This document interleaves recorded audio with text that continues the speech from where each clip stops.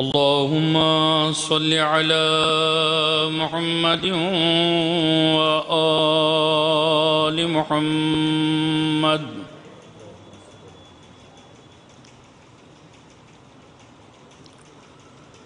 أعوذ بالله من الشيطان اللعين الرجيم.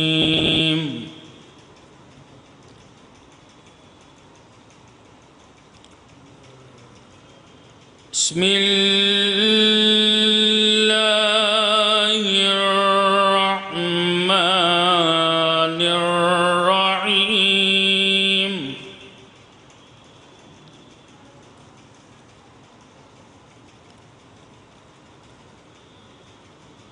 إنما تنذر من اتبع الذكر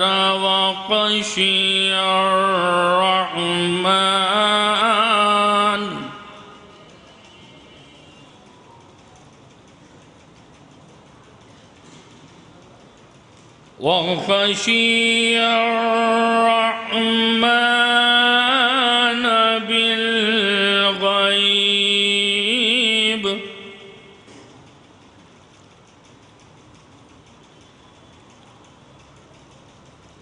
فبشره بمغفرة وأجر كريم.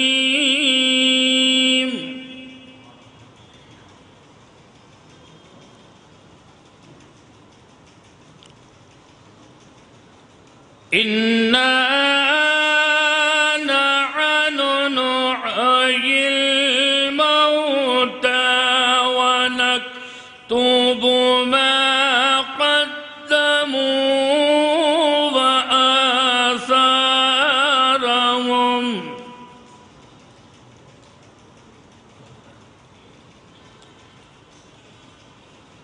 وكل شيء أحصيناه في إمام مبين.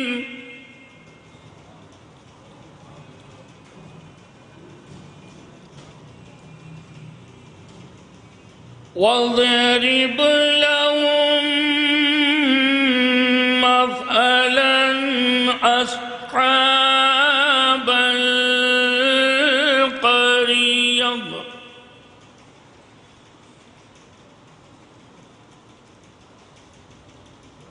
إذ جاءها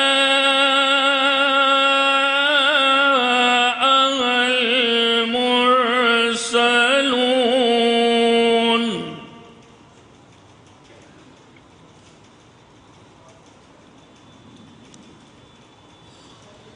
إذ أرسلنا إليهم اثنين فكذبوهما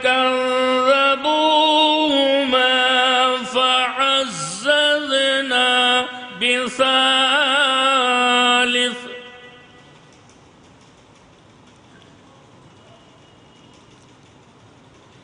فقالوا إنا إليكم مرسلون.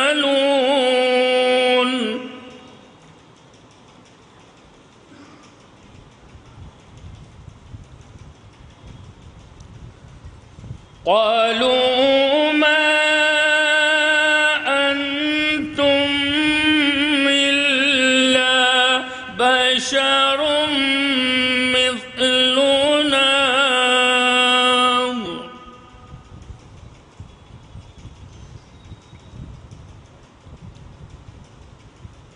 وما أنزل الرحمن من شيء إن أنتم إلا تكذبون.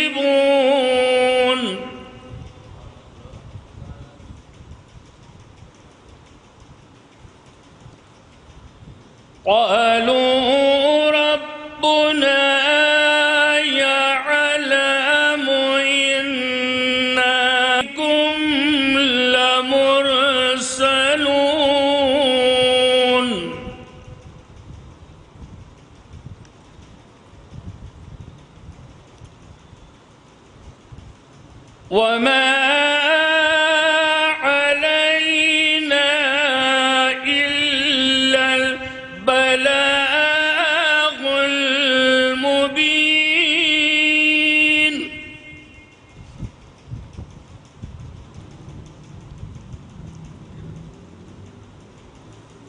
قالوا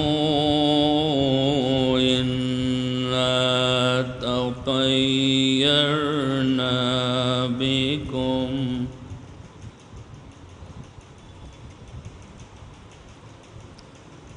لئن لم قالوا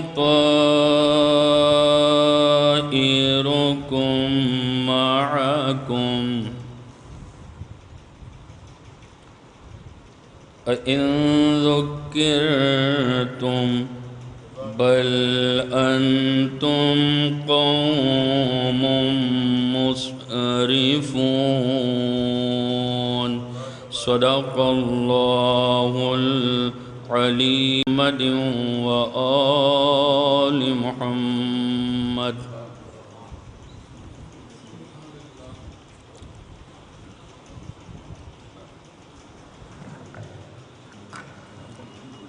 حضرات مولانا موصوف تشریف لا چکے ہیں. جو بھی مومنین ابھی بھی باہر تشریف فرما ہیں ان سے گزارش ہے کہ فرش مجلس پر تشریف لے آئیں.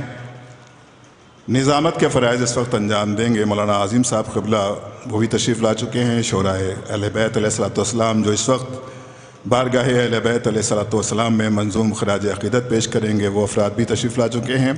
ایک بار پھر ان مومنین سے گزارش ہے اگر جن کو کوئی آنے میں قباحت نہ ہو، کوئی پریشانی نہ ہو تو فرش عزا پر ضرور تشریف لے آئیں. آپ کے روبرو ہیں جناب مولانا عظیم صاحب قبلہ.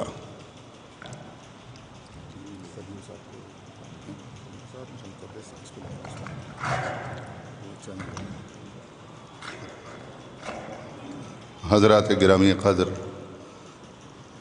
جناب گلریز نقی صاحب نے تلاوت کلام ربانی سے باقاعدہ مجلس کا آغاز کیا. جو حضرات باہر تشریف رکھتے ہیں ان کی خدمت میں التماس گزار ہوں کہ وہ فرش مجلس اور صدر مجلس میں تشریف لے آئیں. سرکار آیت اللہ مولانا عقیل الغروی صاحب قبلہ تشریف لا چکے ہیں، اور جو حضرات باہر تشریف رکھتے ہیں میں پھر ان کی خدمت میں بصد ادب التماس گزار ہوں کہ وہ، اور میں اس سلسلے کو مزید آگے بڑھانے کے لیے انتہائی ادب و احترام کے ساتھ گزارش گزار ہوں ہندوستان گیر شہرت کے حامل بلکہ عالمی شہرت کے حامل شاعر اہل بیت جناب سلیم بلرام پوری صاحب کی خدمت میں کہ وہ تشریف لائیں اور بارگاہ معصومین میں منظوم نذران عقیدت پیش فرمائیں. آپ حضرات کی خدمت میں میں گزارش گزار ہوں کہ ایک بآواز بلند سر آواز سے ان کا استقبال کریں.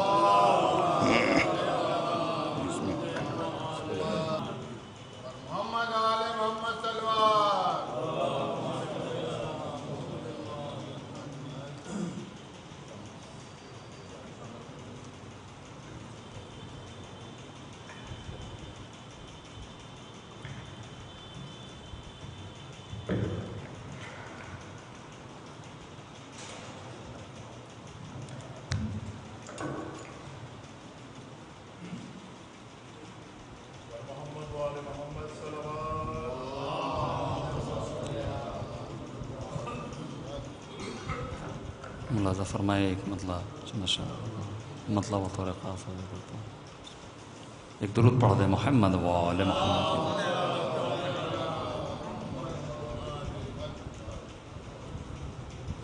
اذان اکبر نے یہ صدا دی، تیرا مقدر بدل رہا ہے. اذان اکبر نے یہ صدا دی، تیرا مقدر بدل رہا ہے. آسماں کی طرف نکل چل، زمین کا گھر بدل رہا ہے. آسماں کی طرف نکل چل، زمین کا گھر بدل رہا ہے. حسین جھولے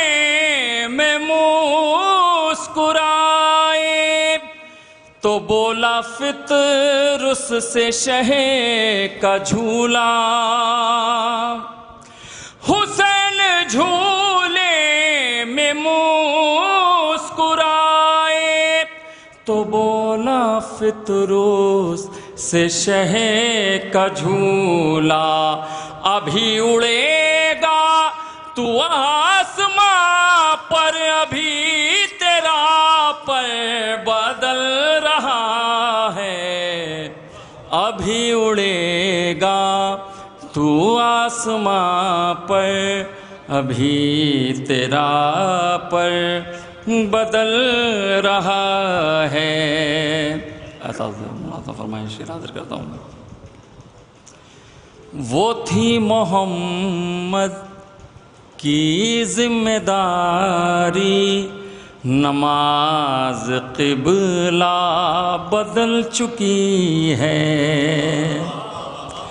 وہ تھی محمد کی ذمہ داری، نماز قبلہ بدل چکی ہے، یہ کارنامہ ہے تیرا اکبر، اذان کا گھر بدل رہا ہے، یہ کارنامہ ہے تیرا اکبر، اذان کا گھر بدل رہا ہے۔ یہ بھی شعر دیکھیں ناظرین۔ حسین سجدے میں سر کٹا کر، فراز نیزہ پہ مطمئن ہیں، حسین سجدے میں سر کٹا کر، فراز نیزہ پہ مطمئن ہیں، ستم کی پاستی میں کروٹیں، اب ستم کا خنجر بدل رہا ہے، ستم کی پاستی میں کروٹیں، اب ستم کا خنجر بدل رہا ہے۔ یہ بھی شعر دیکھیں گے مولانا۔ زباں سے باقٍ بھی کہہ چکا، اور غدیر سے چل دیا سقیفہ، زباں سے باقٍ بھی کہہ چکا، غدیر سے چل دیا سقیفہ، یہ وہ منافق ہے جو نبی کو زبان دے کر بدل رہا ہے، یہ وہ منافق ہے جو نبی کو زبان دے کر بدل رہا ہے۔ لبوں پہ ہلکا سا ایک تبسم، سپاہ آداب میں ہے تلاطم، لبوں پہ ہلکا سا ایک تبسم، سپاہ آداب میں ہے تلاطم، یہی ہے اکبر کا چھوٹا بھائی، جو رن کا منظر بدل رہا ہے، یہی ہے اکبر کا چھوٹا بھائی، جو رن کا منظر بدل رہا ہے۔ اور یہ آخری شعر اور رحمت تمام۔ رکیں گے جبریل آسماں پر، نہ جائیں گے باب سیدہ پر، رکیں گے جبریل آسماں پر، نہ جائیں گے باب سیدہ پر، لباس جنت سے آ رہے ہیں تو آج نو کے بدل رہا ہے لباس جنت.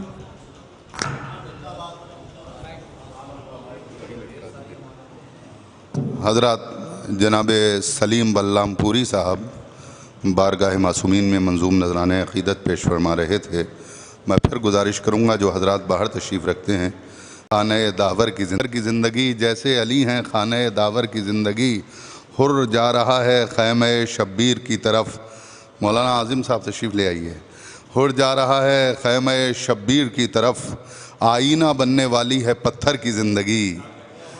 آئینہ بننے والی ہے پتھر کی زندگی. کل تک کھنڈر تھا آج محل میں بدل گیا. عزادار اعظمی صاحب، کل تک کھنڈر تھا آج محل میں بدل گیا.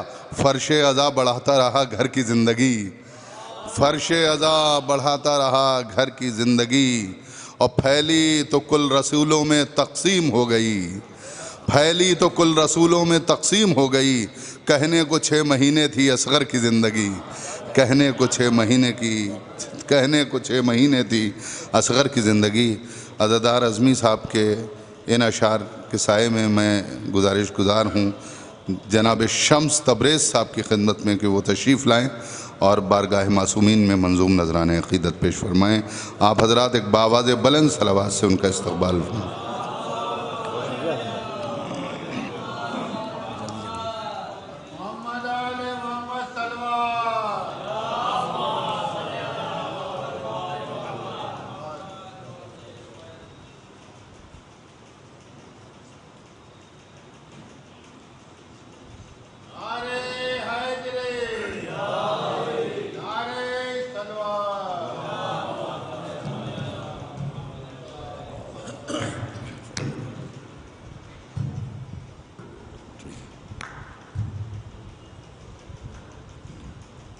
آپ حضرات سے گزارش ہے تھوڑا قریب آ جائیے. آپ حضرات آگے آ جائیے.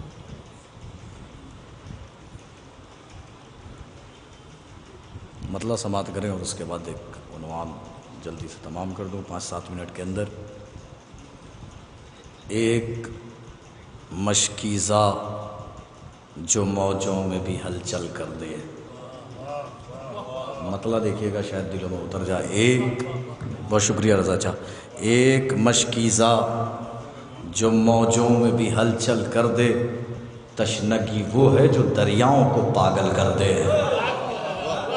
جزاک اللہ مولا سلامت رکھے. ایک مشکیزہ جو موجوں میں بھی ہلچل کر دے، تشنگی وہ ہے جو دریاؤں کو پاگل کر دے. حاجرہ سورہ کوثر کا پسر ہے اصغر. حاجرہ سورہ کوثر کا پسر ہے اصغر. ایڑیاں رگڑے تو صحراؤں کو جل تھل کر دے. حاجرہ سورہ کوثر کا پسر ہے اصغر. ایڑیاں رگڑے تو صحراؤں کو جل تھل کر دے. اور یہ جلدی ایک نظم سماعت کر لیں اور 2-4 منٹ کے اندر ملاحظہ فرما لیں. ایک صلوات پڑھ لیں آپ حضرات.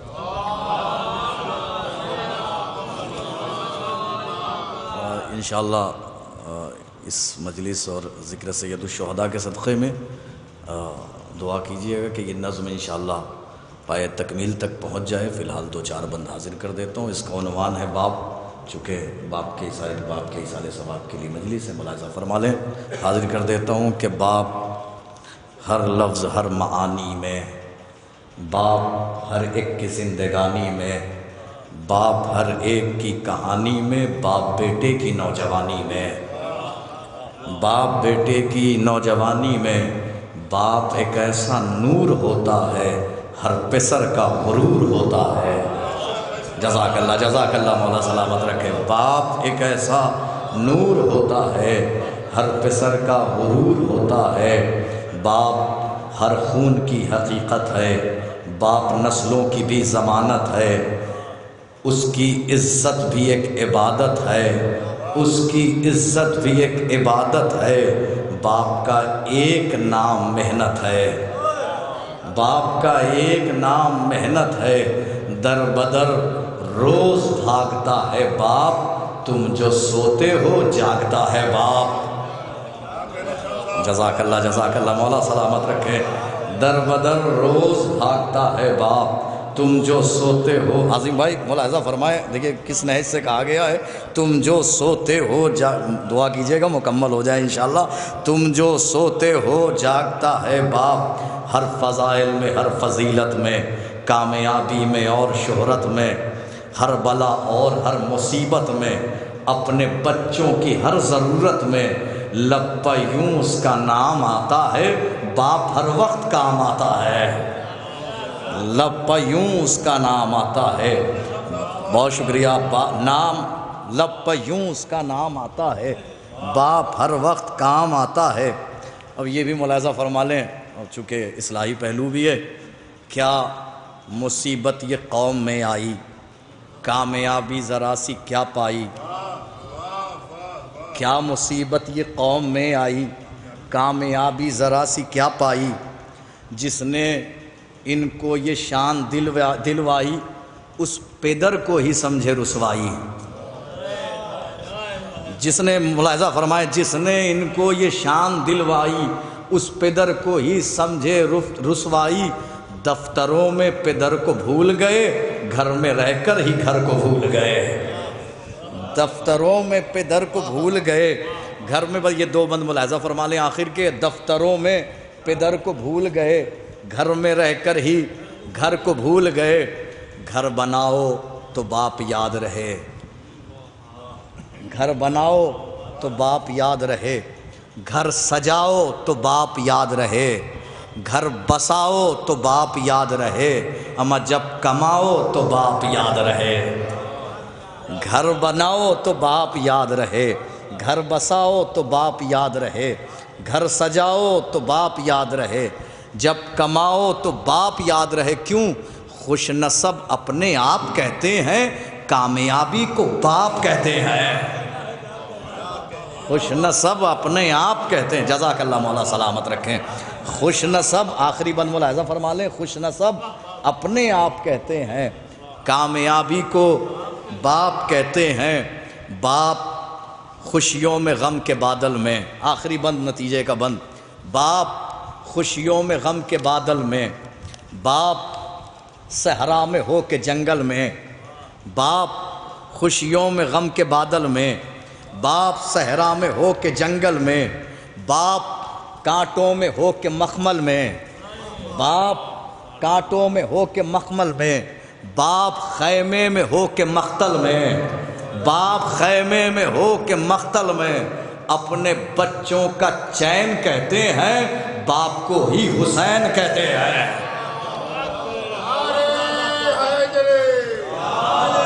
اپنے جزاک اللہ مولا سلامت رکھے.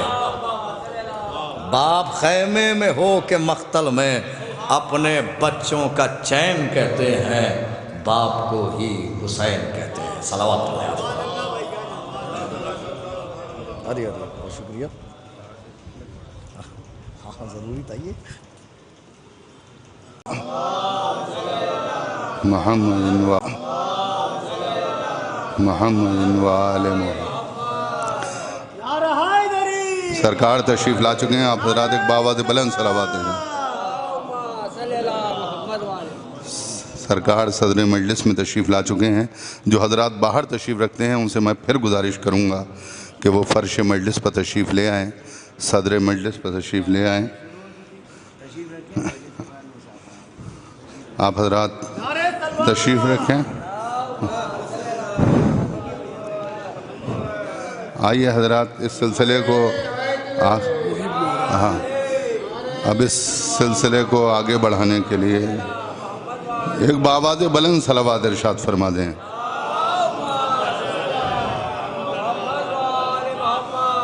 اس سلسلے کو آگے بڑھانے کے لیے میں اپنے مشفق و محترم بزرگ جناب رضا مورانوی صاحب کی خدمت میں التماس گزار ہوں کہ وہ تشریف لائیں اور بارگاہ معصومین میں منظوم نذرانِ عقیدت پیش.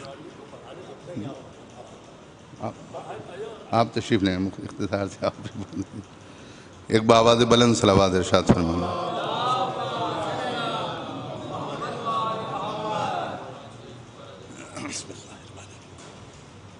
محمد آل محمد صلوات.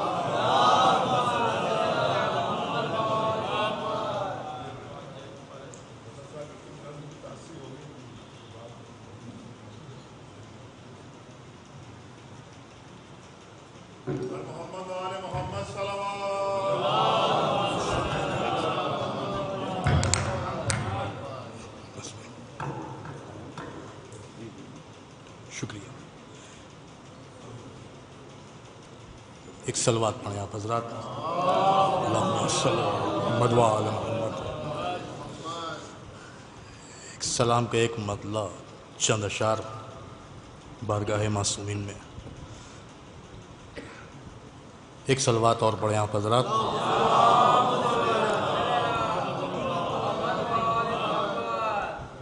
میر انیس علیہ الرحمہ کی زمین پہ چند اشعار حاضر کر رہا ہوں کہ اجل کو پیرہن زندگی پنہا کے چلے. اجل کو پیرہن زندگی پنہا کے چلے کہ ہم فراز سنا پر بھی مسکرا کے چلے. اجل کو پیرہن زندگی پنہا کے چلے کہ ہم فراز سنا پر بھی مسکرا کے چلے. اب یہاں سے شعر 4-5 شعر ملاحظہ کریں کہ تمام دشت تھا تشنا لبی کا مارا ہوا. تمام دشت تھا تشنا لبی کا مارا ہوا. ہم اس لیے بھی بدن کا لہو بہا کے چلے. تمام دشت تھا تشنا لبی کا مارا ہوا. ہم اس لیے بھی بدن کا لہو بہا کے چلے. اب یہاں سے قطع بند 2 شعر کہ یہ کربلا ہے یہاں پر قیام ہے اس کا. دیکھ سنیے قبلہ، یہ کربلا ہے یہاں پر قیام ہے اس کا جو آسمان کو اپنی زمین بنا کے چلے. یہ کربلا ہے یہاں پر قیام ہے اس کا جو آسمان کو اپنی زمین بنا کے چلے. ایک صلوات پڑھیں آپ حضرات. آئیے سر.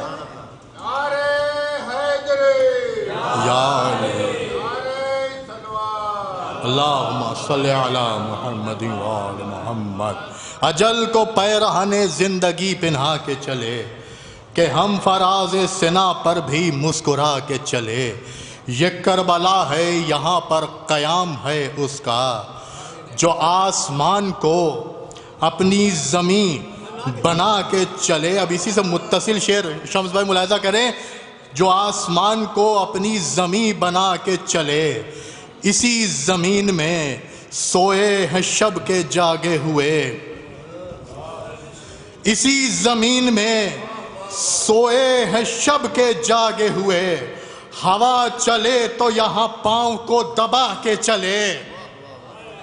اسی زمین میں سوئے ہیں شب کے جاگے ہوئے. اسی زمین میں سوئے ہیں شب کے جاگے ہوئے. ہوا چلے تو یہاں پاؤں کو دبا کے چلے. اور کہو فرات سے روکے نہ راستہ ان کا. دیکھیں صرف ردیف دیکھیں ملاحظہ کیجئے. کہو فرات سے روکے نہ راستہ ان کا. رکیں گے چشمہ کوثر پہ کربلا کے چلے. کہو فرات سے روکے نہ راستہ ان کا. کہو فرات سے روکے نہ راستہ ان کا. رکیں گے چشمہ کوثر پہ کربلا کے چلے. آخری شعر و زحمت تمام. جسے بھی چاہیے فردوس نصرت شبیر. جسے بھی چاہیے فردوس نصرت شبیر. مزاج حر کے قدم سے قدم ملا کے چلے. جسے بھی چاہیے، بہت شکریہ، جسے بھی چاہیے فردوس نصرت شبیر. مزاج حر کے قدم سے قدم ملا کے چلے. اجل کو پیرہن زندگی پنہا کے چلے کہ ہم فراز سنا پر بھی مسکرا کے چلے. بہت شکریہ حضرات, بہت شکریہ, بہت شکریہ. آئیے حضرات, اب اس پروگرام کے آخری شاعر بزرگ, مشفق اور محترم جناب رضا مورانوی صاحب کی خدمت میں التماس گزار ہوں کہ وہ تشریف لائیں اور بارگاہ معصومین میں منظوم نذران عقیدت پیش فرمائیں. میں داماد دودمان آل باقر العلوم مولانا سرتاج صاحب کی خدمت میں گزارش گزار ہوں کہ وہ صدر مجلس میں تشریف لے آئیں. مولانا سرتاج صاحب قبلہ.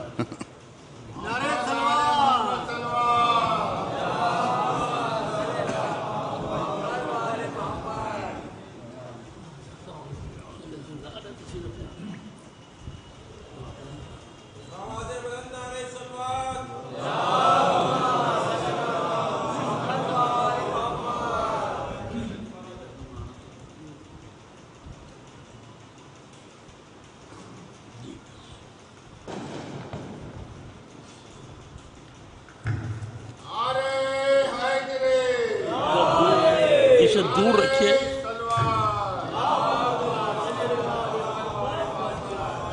بہت کم وقت لوں گا آپ حضرات کا, بس قبلہ و کعبہ تشریف فرما ہے, بس حکم کی تعمیل کرتا ہوں. عرض کیا ہے کہ جب شہنشاہ وفا نہر سے پیاسا نکلا, جب شہنشاہ وفا نہر سے پیاسا نکلا, کتنے دریاؤں کے ماتھے سے پسینہ نکلا, کتنے دریاؤں کے ماتھے سے پسینہ نکلا, کتنے دریاؤں کے ماتھے سے پسینہ نکلا. اور شعر سنیے گا کہ شب کی چلتی ہوئی نبضوں نے بھی دم توڑ دیا, شب کی چلتی ہوئی نبضوں نے بھی دم توڑ دیا. شام کے جسم سے جب حر کا سویرا نکلا, شام کے جسم سے جب حر کا سویرا نکلا, شام کے جسم سے جب حر کا سویرا نکلا. اور آخری شعر سلسلے کا حاضر کیے دیتا ہوں کہ ہم نے اولاد نبی کو بھی بہکتے دیکھا, ہم نے اولاد نبی کو بھی بہکتے دیکھا. حر مبارک تیرا بیٹا تیرے جیسا نکلا, حر مبارک تیرا بیٹا تیرے جیسا نکلا. ہم نے اولاد نبی کو بھی بہکتے دیکھا, حر مبارک تیرا بیٹا تیرے جیسا نکلا, حر مبارک تیرا بیٹا تیرے جیسا نکلا.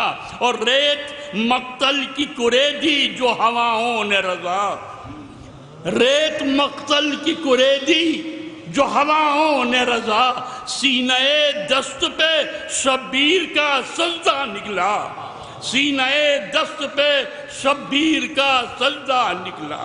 بہت بہت شکریہ, بہت شکریہ.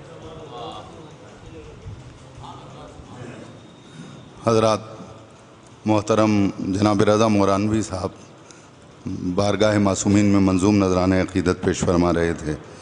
یہاں علماء اعلام تشریف فرمائیں, شعراء ذوی الاحترام تشریف فرمائیں, دانشوران قوم و ملت تشریف فرمائیں. اگر مجھے اجازت دیں سرتاج بھائی تو 2 منٹ, ایک ڈیڑھ منٹ میں لے لوں کہ دیکھیے یہاں یہ ادھر اگر آپ دیکھیں گے تو خاندان اجتہاد کے علماء آرام فرما رہے ہیں. حکیم امت سرکار غفرماں سلطان العلماء, دیگر علماء, مولانا کلب عابس تابسرا, کلب عابس صاحب مرحوم تابسرا, سامنے میر حامد حسین صاحب ابقات, مفتی محمد عباس صاحب. آپ حضرات یہاں فاتحہ پڑھتے بھی ہیں, نادرۃ الزمن اور دیگر علماء. میں اگر اجازت دیں تو ایک جملہ کہوں کہ انہیں مرحوم کہا جاتا ہے کہ یہ اس دنیا سے جا چکے ہیں, لیکن شاید ہم مرحوم ہیں, وہ زندہ ہیں, کیونکہ وہ زندہ ہیں ادب کے نہا خانوں میں, ذہنوں میں, فکروں میں, اور آج بھی ان کی تعلیمات, ان کے افکار ضمیر و وجدان میں ایک انقلابی کیفیت پیدا کر رہے ہیں. کہاں وہ علماء دیکھنے کو ملتے ہیں. یہ سلسلہ یہاں تک آ گیا تو میں ایک گزارش آپ سے کرنا چاہتا ہوں، یہاں مدفون تمام علماء کرام اور تمام مومنین و مومنات اور جملہ شہدائے ملت جعفریہ جن مرحوم کے سال ثواب کی مجلس ہے، جناب تقی مہدی صاحب اور مولانا کی والدہ مرحومہ اختری بیگم صاحبہ جن کا اسی سال انتقال ہوا ہے، اور وہ ایک عظیم اور مفکر جناب ریاض بنارسی صاحب کے خانوادے سے ان کا تعلق تھا، ان تمام مرحومین کے لیے ایک سورہ فاتحہ ہی سال فرما دیں۔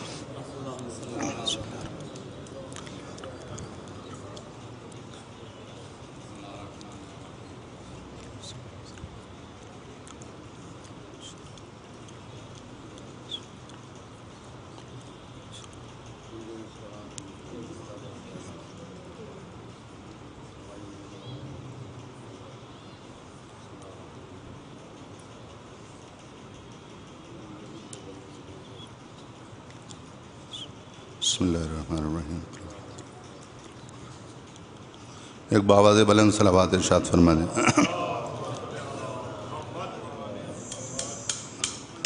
اب بس دو شعر آپ سن لیجئے کہ جہاں میں دور تک لے جائے مجھ کو، جہاں میں دور تک لے جائے مجھ کو، میں خوشبو ہوں ہوا پھیلائے مجھ کو، میں خوشبو ہوں ہوا پھیلائے مجھ کو، میری منزل کہاں ہے یہ نہ پوچھو، جہاں تک کربلا لے جائے مجھ کو، جہاں تک کربلا لے جائے مجھ کو۔ جو حضرات جانتے ہیں وہ جانتے ہیں، میں علماء کی بات نہیں کرتا، لیکن جو شعراء کرام اور دانشوران قوم یہاں تشریف فرما ہیں، میں ان کے لیے عرض کروں کہ سرکار یہاں تشریف فرما ہیں، مفسر قرآن اور ایک بے پناہ خطیب ہونے کے ساتھ ساتھ مولانا ایک عظیم شاعر بھی ہیں، اور ابھی ایک غم لازوال ایک مثنوی ہے جو 7200 اشعار پر مشتمل ہے، جو شہدائے کربلا کو عنوان کی گئی ہے، اور اس کے بعد ایام عزا کی تھکا دینے والی مصروفیات کے بعد مولانا نے سرکار نے ہفتے اور عشرے میں 110 رباعیات پر مشتمل 110 رباعیات ہفتے اور عشرے میں کہیں جو نہج البلاغہ کے حوالے سے ہیں، میں وہ 2 رباعی پڑھے دیتا ہوں آپ کے سامنے مولانا کی موجودگی میں۔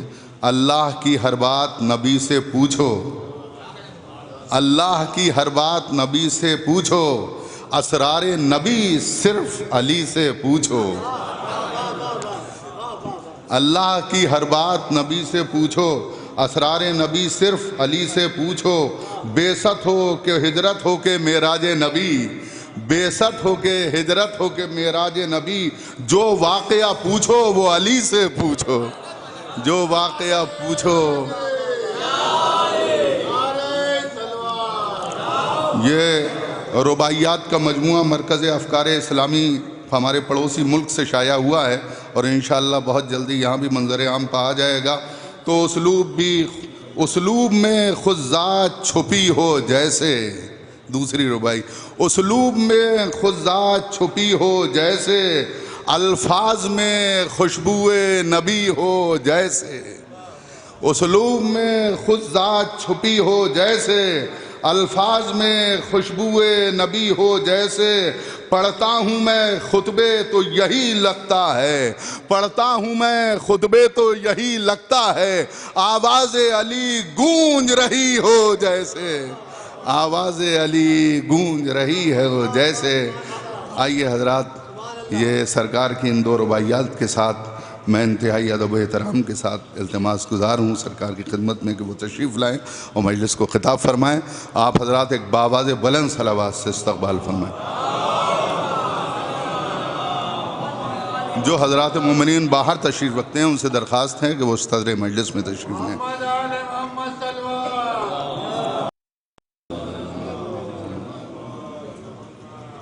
باواز بلند صلوات ارشاد فرما دیں۔ حیدری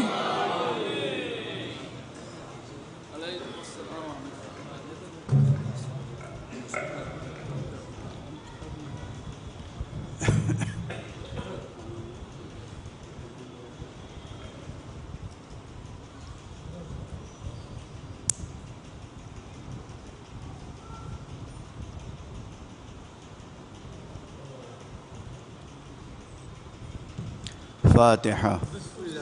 بسم الله الرحمن الرحيم.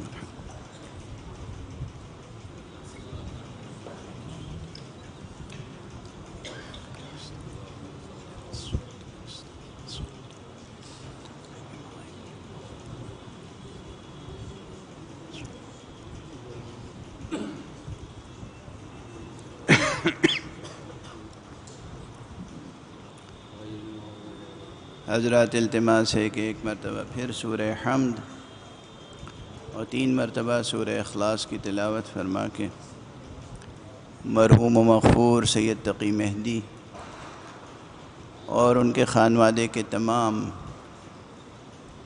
مرحومین مؤمنین و مؤمنات کی روحوں کو ایصال فرمائے. بسم اللہ.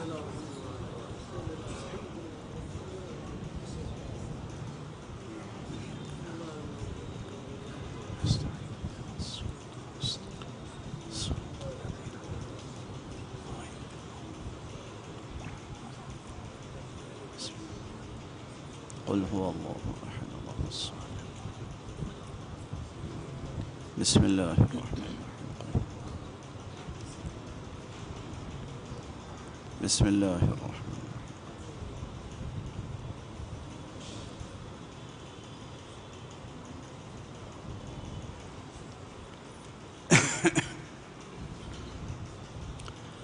أعوذ بالله من الشيطان الرجيم. بسم الله الرحمن الرحيم. الحمد لله رب العالمين والصلاة والسلام على أشرف الخلائق أجمعين سيدنا وسيد الأولين والآخرين حبيبنا وحبيب إله العالمين إمام المرسلين وخاتم النبيين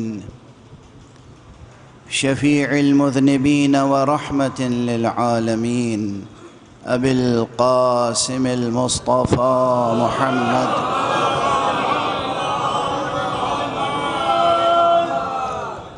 وعلى أهل بيته الطيبين الطاهرين الهداة المهديين المعصومين المظلومين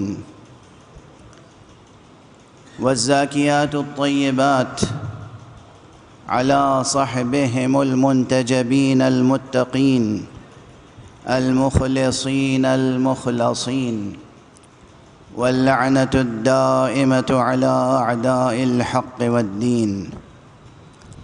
أما بعد فقد قال الله تعالى عز اسمه في محكم كتابه ومتقن خطابه. بسم الله الرحمن الرحيم.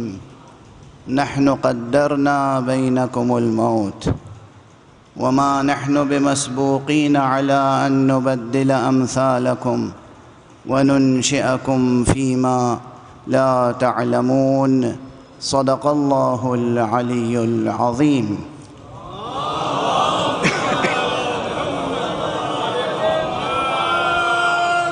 ایک اور بلندتر صلوات ارشاد.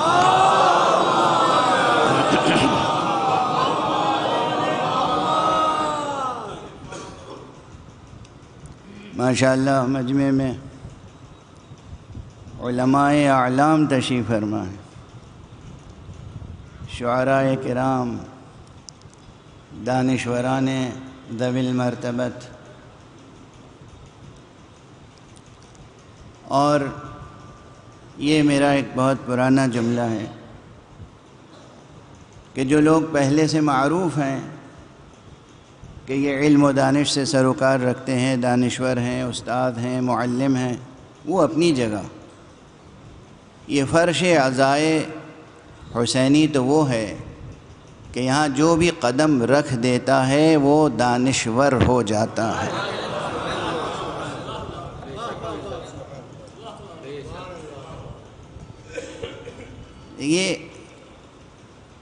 یہ جملہ تو پہلے کہہ چکا ہوں کئی مرتبہ، لیکن آج اس میں ایک اضافہ کر رہا ہوں توضیحی. دانشور کی اصل تعریف کیا ہے؟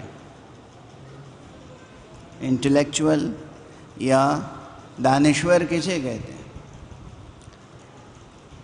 صرف کتابوں کے حافظ، ان کتابوں کو یاد کر لینے والے اور درس و بحث میں مہارت رکھنے والے دانشور نہیں کہلاتے ہیں۔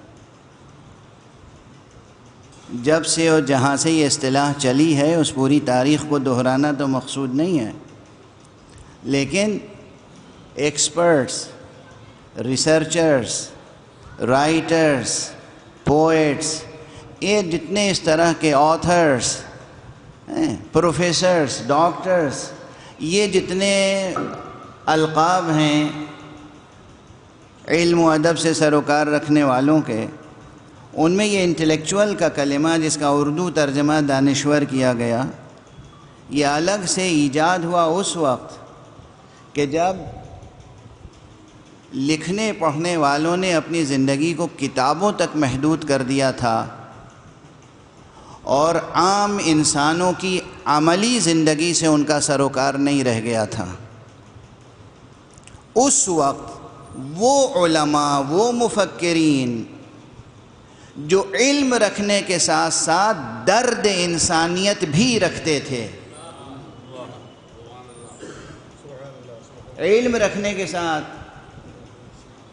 وہ انسانوں کے دکھ درد کا ادراک و احساس بھی رکھتے تھے، اور صرف ادراک و احساس نہیں رکھتے تھے بلکہ اس کے حل کی کوششیں بھی کرتے تھے، ان کو کہا گیا انٹلیکچوئلز۔ اس کا ہماری زبان میں ترجمہ کیا گیا اس زمانے میں دانشور۔ علماء اپنی جگہ، ایک شخص لکھ رہا ہے، پڑھ رہا ہے، کتابوں سے سروکار ہے، اصطلاحات میں مہارت ہے، تدریس میں مہارت ہے، مگر عملی زندگی سے دور ہے۔ جوانوں کے مسائل، بزرگوں کے مسائل، ناداروں کے مسائل، مفلسوں کے مسائل، بیماروں کے مسائل، نیشن کے، قوم کے دکھ درد، ان سے کوئی سروکار نہیں ہے۔ وہ ہے اور کتاب، اس کو انٹلیکچول یا دانشور نہیں کہا گیا۔ دانشور اسے کہا گیا کہ جو ان مسائل سے بھی سروکار رکھے، دوسروں کے درد میں شریک بھی ہو، دوسروں کے احساسات میں شرکت کرے، اور جہاں تک ممکن ہو سکے ان کے مشکلات اور مسائل کے حل بھی پیش کرے، نظریاتی سطح پر بھی اور جہاں تک ممکن ہو عملی سطح پر بھی۔ تو اب اس وضاحت کے بعد میں عرض کروں کہ اگر دانشور کہتے ہیں اسے جس کے پاس آگہی بھی ہو اور درد زندگی بھی، تو خدا کی قسم جو بھی مجلس حسین میں آتا ہے وہ چاہے کورا کاغذ لے کے آتا ہو، اس کے ذہن میں کچھ نہ ہو، یہاں سے جب پلٹ کے جاتا ہے تو آگہی بھی لے کے جاتا ہے، درد زندگی بھی لے کے۔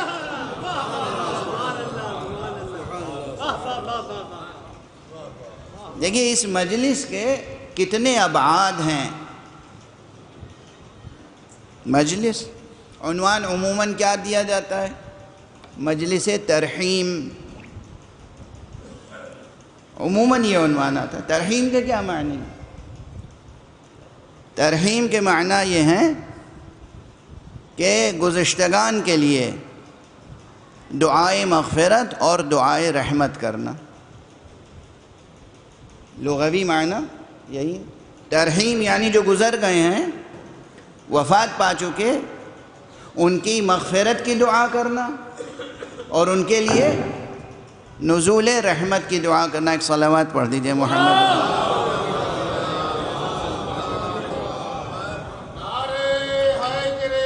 تھوڑا سا شکریہ، ایک اور صلوات پڑھ دیں۔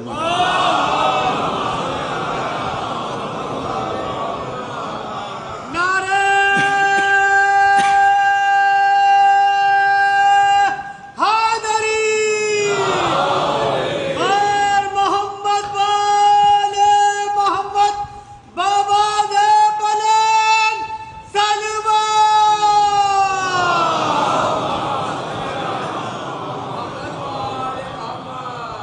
اب اسے جسارت نہ سمجھیے گا، علماء اور بزرگوں کے سامنے میں ان الفاظ کے لغوی معنی بیان کر رہا ہوں.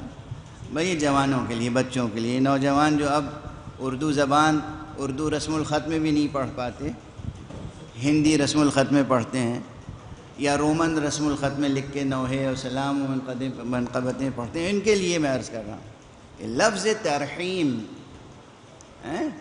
مجلس ترحیم، ترحیم کے معنی ہے جو مر چکے ہیں گزشتگان، ان کے لیے نزول رحمت کی دعا، ان کی مغفرت کی دعا. لیکن صرف یہی ایک بعد نہیں ہے اس کا. یہ مجلس ترحیم تو ہیں، مگر ساتھ ساتھ یہ مجلس تکریم بھی ہیں.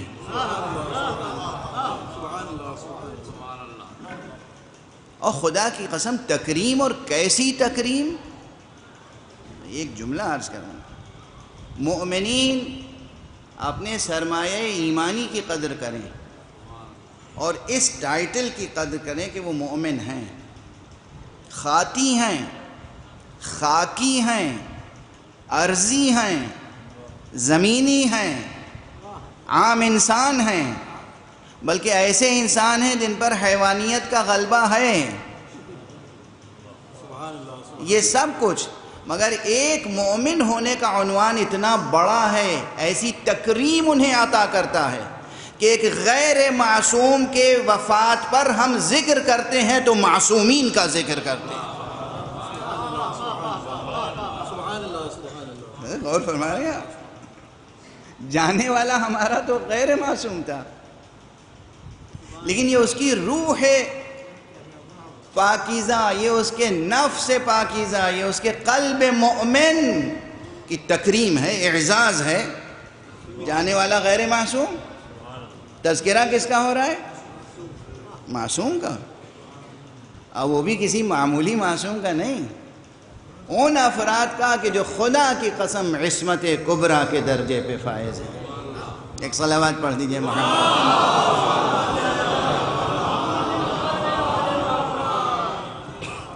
تو یہ مجلس ترحیم بھی ہیں، اور یہ مجلس تکریم بھی ہے، اور ساتھ میں یہ مجلس تعلیم بھی ہے، اور یہ مجلس تلقین بھی ہے.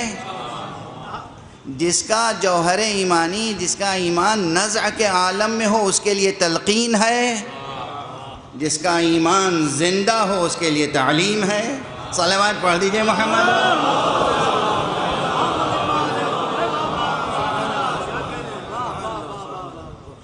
اس ایک عمل کے کتنے ابعاد ہیں خدا کی قسم. ہماری روحیں نثار ہو جائیں ان بزرگوں پر جنہوں نے یہ تہذیب اور یہ ثقافت اور یہ آداب و رسوم مرتب کیے ہیں. قرآن مجید اور احادیث ائمہ معصومین علیہم الصلاۃ والسلام کی روشنی.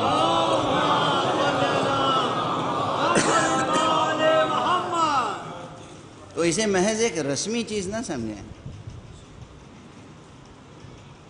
رسمی چیز نہ سمجھیں. اور بس اب یہ جملے بہت بار کہہ چکا ہوں، لیکن پھر بھی کہنے کی ضرورت پیش آتی ہے کہ خدا کی قسم یہ مجلسیں، یہ عزاداری اور یہ ذکر حضرات معصومین علیہم الصلاۃ والسلام، یہ سعادت ہے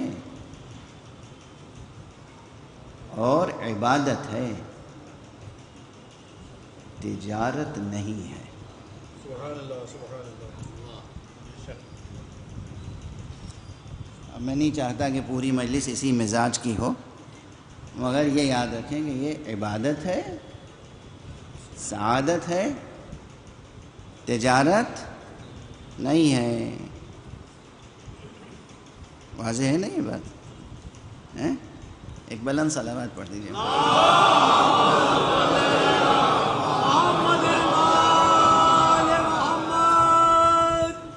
اچھا دیکھیے یہ بھی کتنی مضبوط ثقافتی روایت بن گئی ہے. دنیا میں جتنی تہذیبیں ہیں ان تمام تہذیبوں کا مطالعہ کیجیے، جو ثقافتیں ہیں، جو سویلائزیشنز ہیں، جو رسوم ہیں وغیرہ وغیرہ، ان سب کو مطالعہ کیجیے. ہر تہذیب، ہر تمدن زندہ انسانوں کے لیے کچھ اصول، ضوابط، آداب مقرر کر دیتا ہے، لیکن کوئی ایک رسم مجھے بتائیے جو ایسی زندہ رسم ہو کہ جو اس پورے کرۂ ارضی پر ایک لمحہ بھی ایسا نہ گزرتا ہو کہ وہ رسم کہیں معطل ہو۔ یعنی اس وقت کرۂ ارضی پر صرف اس وقت اگر کوئی بیٹھا ہو، اب یہ تو ماشاءاللہ آئی ٹی کا زمانہ ہے اور کس قدر ترقی یافتہ زمانہ ہے، اس وقت کوئی گن کے بتا دے کہ کرۂ ارض پر کہاں کہاں کتنی مجلسیں ہو رہی ہیں، تو وہ تعداد کتنی بڑی ہوگی۔ نعرہ تلوار۔ اور نہ صرف یہ کہ اس وقت ابھی ایک مجلس تمام نہیں ہوتی کہ کہیں نہ کہیں دوسری مجلس شروع ہو جاتی ہے، اور دوسری مجلس تمام نہیں ہوتی کہ کہیں نہ کہیں تیسری مجلس شروع ہو جاتی ہے۔ پورے کرۂ ارضی پہ یہی صورتحال ہے۔ یہ کیفیتیں صرف دو چیزوں میں ہم نے دیکھی،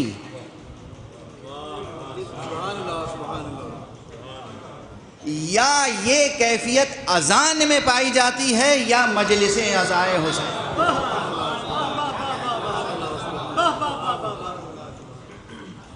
اب میں پورا قطعہ تو نہیں دہراؤں گا، لیکن اپنا بہت پرانا کوئی 30-35 سال 40 سال پرانا ایک مصرع یاد آ رہا ہے کہ غالباً اسی لیے میری زبان سے یہ مصرع ادا ہو گیا تھا کہ نماز و مجلس شبیر کا ہے ایک مزاج۔ نماز اور مجلس حضرت شبیر، مجلس حضرت سید الشہداء ابو عبداللہ الحسین،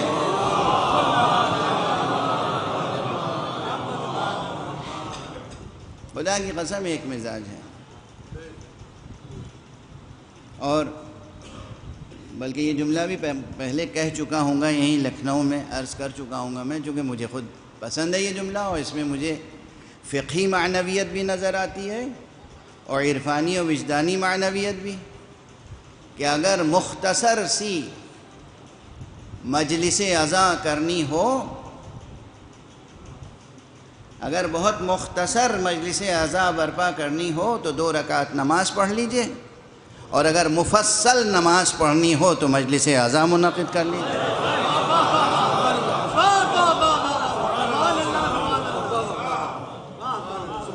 ایک صلوات پڑھ دیجئے محمد۔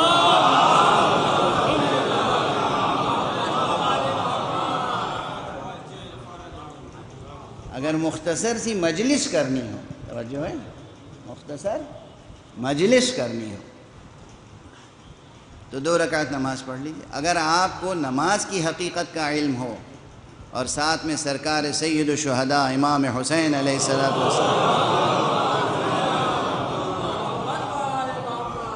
کی حقیقی عظمت کا علم ہو تو آپ کو اندازہ ہوگا کہ آپ نماز کا کوئی جزء بغیر یاد حسین ادا نہیں کر پائیں گے۔ نماز کا اذان سے لے کر، اقامت سے لے کر، تکبیرۃ الاحرام سے لے کر، ایک مختصر سا مضمون ناقص سا میں نے لکھا تھا، وہ غالباً اصلاح میں چھپا تھا کسی شمارے میں، لیکن ابھی اس کی تفصیل باقی ہے، تفصیل باقی ہے۔ نماز کا کوئی جزء ایسا نہیں ہے احادیث کی روشنی میں، فقہی احادیث کی روشنی میں، فقہی احادیث کی روشنی میں کوئی جز نماز کا ایسا نہیں ہے کہ اگر ایک انسان معرفت رکھتا ہو تو بغیر یاد سید الشہداء گزر جائے اس مقام سے، چاہے تکبیرۃ الاحرام ہو، چاہے قیام ہو، چاہے قرأت ہو، چاہے رکوع ہو، چاہے سجود ہو، چاہے تشہد ہو، چاہے سلام ہو۔ یعنی یہ ایک جذباتی اور عوام پسندانہ بات نہیں عرض کر رہا ہوں، ایک فقہ کے طالب علم کی حیثیت سے ایک وجدانی اور ایک عرفانی بات کی طرف اشارہ کر رہا ہوں۔ آقا حسین علیہ السلام کی عظمت سے جو باخبر ہو، وہ 2 رکعت نماز نہیں ہو سکتی اس کی جب تک کہ یاد حسین زندہ نہ ہو جائے، اور اس لحاظ سے میں کہہ رہا ہوں، اب وہ ظاہر ہے وہ ادبی تعبیر ہے، وہ مجازی تعبیر ہے کہ اگر انسان مفصل نماز پڑھنا چاہے تو ایک مجلس اذان منعقد کر لے، اور مختصر مجلس اذان منعقد کرنی ہو تو 2 رکعت نماز پڑھ لیں۔ اور غالباً اسی لیے ہمارے تمام معصومین نے جو آداب زیارت بتائے ہیں، جتنی زیارتیں ہیں، کربلا جاؤ، آقا کے قبر مبارک پہ جاؤ، یا اگر کربلا نہیں بھی پہنچ سکتے، روضہ اطہر میں نہیں پہنچ سکتے، تم اپنے وطن میں ہو، کہیں دور دراز کرۂ ارض پر کہیں بھی ہو، وہاں سے اگر آقا امام حسین کی زیارت کرنا چاہتے ہو، زیارت پڑھو، زیارت کے کلمات جو معصوم نے سکھائے ہیں، اور ساتھ میں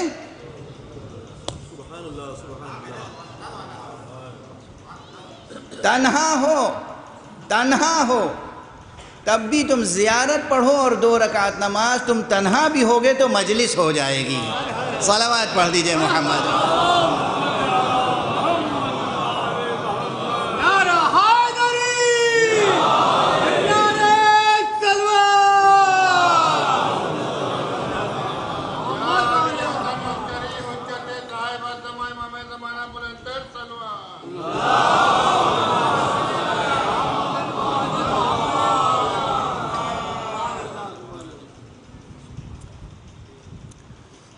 مجھے اچھی طرح احساس ہے کہ میں یہ جملے اور یہ مطالب لکھنؤ میں عرض کر رہا ہوں،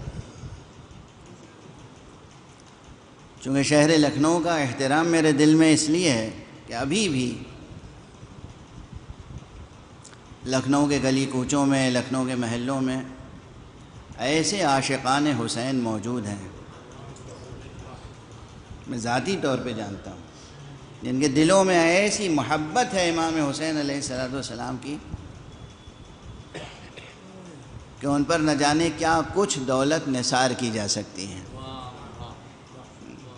تو یہ لکھنؤ اس اعتبار سے بہت مقدس شہر ہے کہ یہاں عاشقان حسین علیہ السلام کی مخلصین کی ایک آبادی موجود ہے۔ اللہ انہیں ہمیشہ آباد رکھے۔ اب میں چند جملے اس آیت کے تعلق سے عرض کر دوں جسے سرنامہ کلام قرار دیا تھا۔ دیکھیے، قرآن مجید میں سورہ مبارکہ واقعہ، اس میں یہ آیت انتہائی حسین، دل آویز، ادبی اعتبار سے دل آویز اور فلسفیانہ اعتبار سے انتہائی فکر انگیز آیت ہے، بزرگوں سے لے کر جوانوں تک کے لیے، ادب کے طالب علموں سے لے کر فلسفے اور فلسفے سے لے کر سائنس کے طالب علموں تک کے لیے یہ آیت بہت توجہ طلب ہے۔ موضوع ہے حیات و موت۔ اب ترجمہ کرنے سے پہلے میں یہ عرض کر دوں کہ حیات و موت کا معرکہ دراصل جمود اور ارتقاء کا معرکہ ہے۔ موت اور حیات کا معرکہ، موت اور زندگی کا معرکہ، موت اور زندگی کا رزمیہ دراصل جمود اور ارتقاء کا معرکہ ہے۔ موت نام ہے جمود کا اور زندگی نام ہے مسلسل ارتقاء کا۔ ارتقاء ارتقاء ارتقاء، ترقی ترقی ترقی۔ اگر فطرت کے منصوبے میں ایک ہی چیز ہے، ترقی۔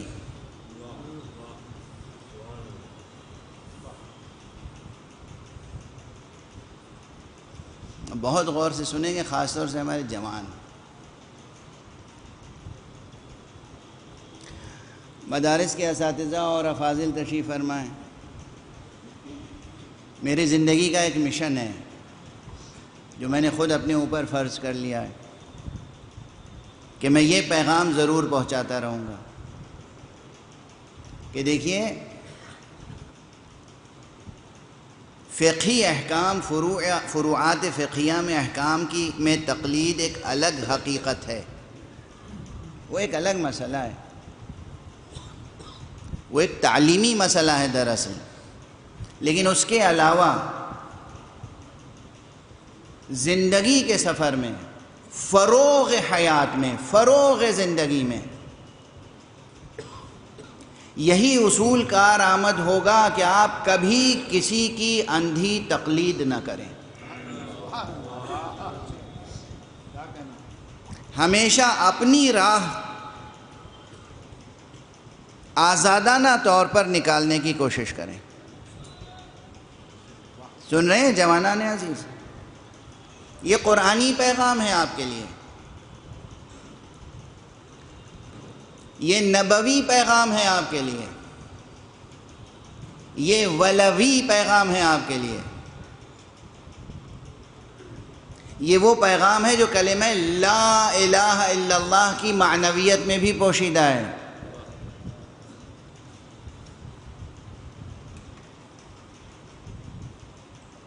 اصل فطرت کی عطا، فطرت کا قانون، فطرت کی طلب، فطرت کا مقصود، فطرت کا محبوب ارتقاء ہے۔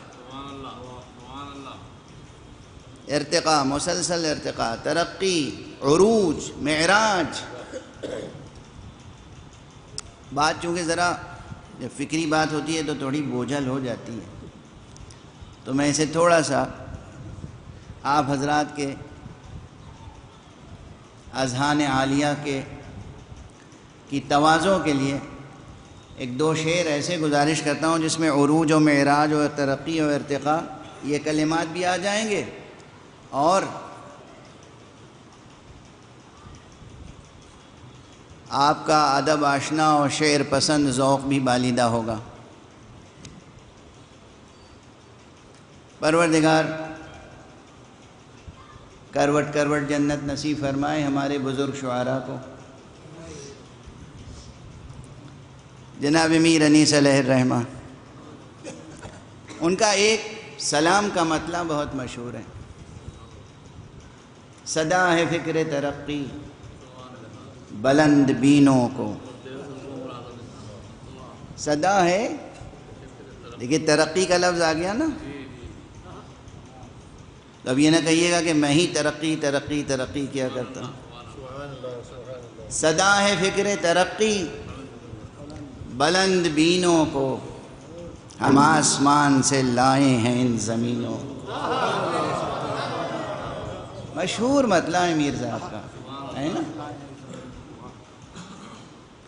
اس مطلع پر اعتراض کس نے کیا؟ جوش ملی آبادی نے۔ میرا خیال ہے کہ لکھنؤ میں جوش کے مخالفین زیادہ نہیں ہوں گے۔ جوش ملی آبادی نے اعتراض کیا، ان کے کلیات میں موجود ہے۔ کیا اعتراض کیا؟ انہوں نے فرمایا کہ ایک عجیب سا طنز ہے، واقعی اچھا شعر نہیں ہے، جوش کا یہ شعر اچھا نہیں ہے، مگر ہے۔ انہوں نے کہا کہ وہ چھپے ہوئے کلیات میں موجود ہے، جو نسخہ میرے پاس ہے اس میں پورے ایک صفحے پر ایک شعر لکھا ہوا ہے۔ انہوں نے فرمایا کہ کہاں تصور پستی بلند بینوں کو، کہاں تصور پستی بلند بینوں کو، ہم آسمان سے لاتے نہیں زمینوں کو۔ اب دیکھیے شعر کی یہی خوبی ہوتی ہے کہ آپ نے اس پر بھی واہ کہہ دیا اور اس پہ بھی واہ کہہ دیا۔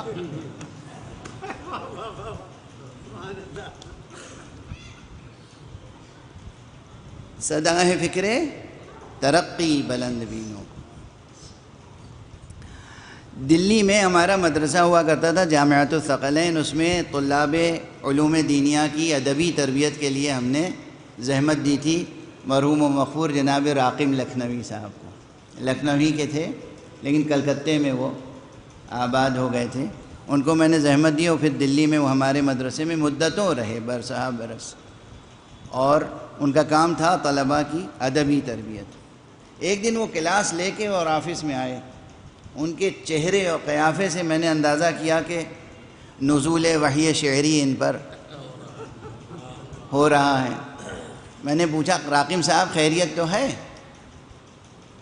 تو انہوں نے کہا بس وہ میرے دل میں نہ جانے کب سے یہ کھٹک تھی، کسک تھی کہ میں جوش کا جواب دوں۔ اور میر صاحب کا دفاع کروں، تو میں نے آج جواب دیا ہے، میں وہ آپ کو سنانا چاہتا ہوں۔ میں نے کہا سنائیے، واقعاً کیا جواب دیا ہے۔ اب دیکھیے، لفظ تھا ترقی، اس کے بعد انہوں نے کیا استعمال کیا؟ میں نے 3-4 لفظیں استعمال کی تھی نا، ترقی، ارتقاء، عروج، معراج، سب الفاظ ہیں۔ کیا اچھا، کیا زندہ مطلع کہا راقم لکھنوی صاحب نے۔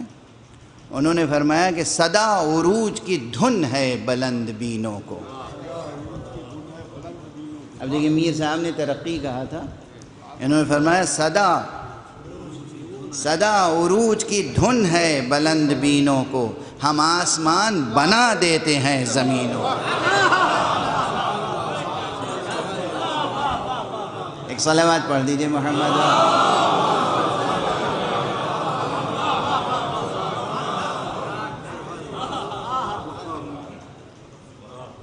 ادبی بحثیں اگر ادبی حدود میں رہیں تو بہت نفع بخش ہوتی ہیں۔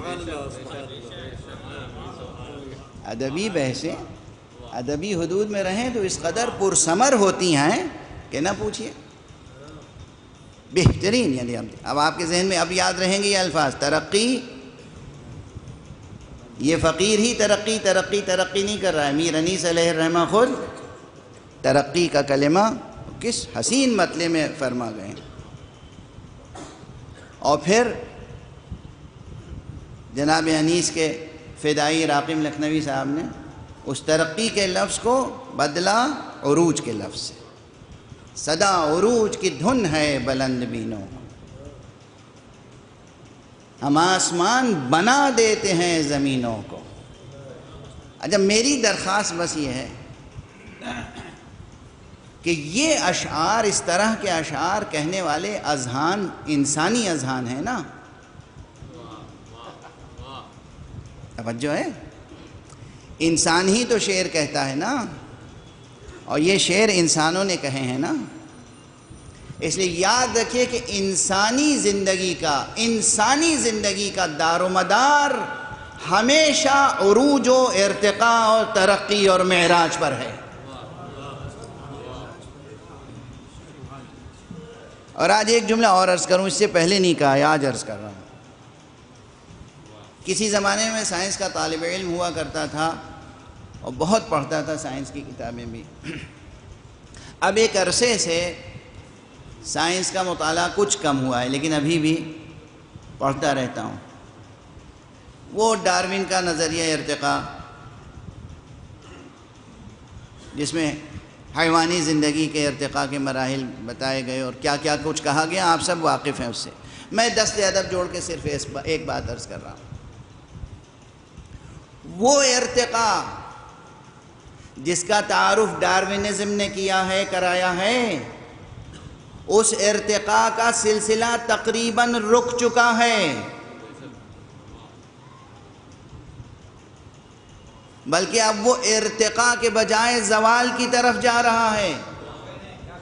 بڑی ذمہ داری سے جملہ عرض کر رہا ہوں۔ یہ انسان کا شرف ہے کہ اگر وہ اپنی انسانیت کو محفوظ رکھے تو اس کے عروج و ارتقاء کا سفر کہیں ٹھہر نہیں سکتا۔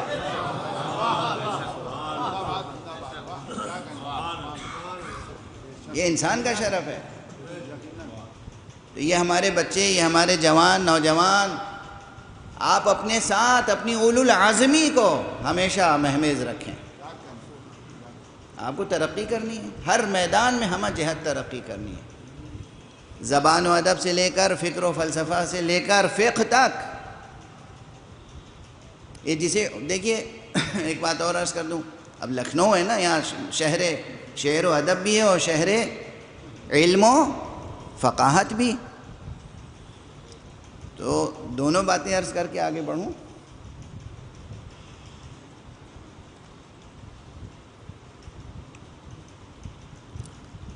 علوم جتنے ہیں، علوم، سائنسز، علوم کی دو قسمیں کی گئیں۔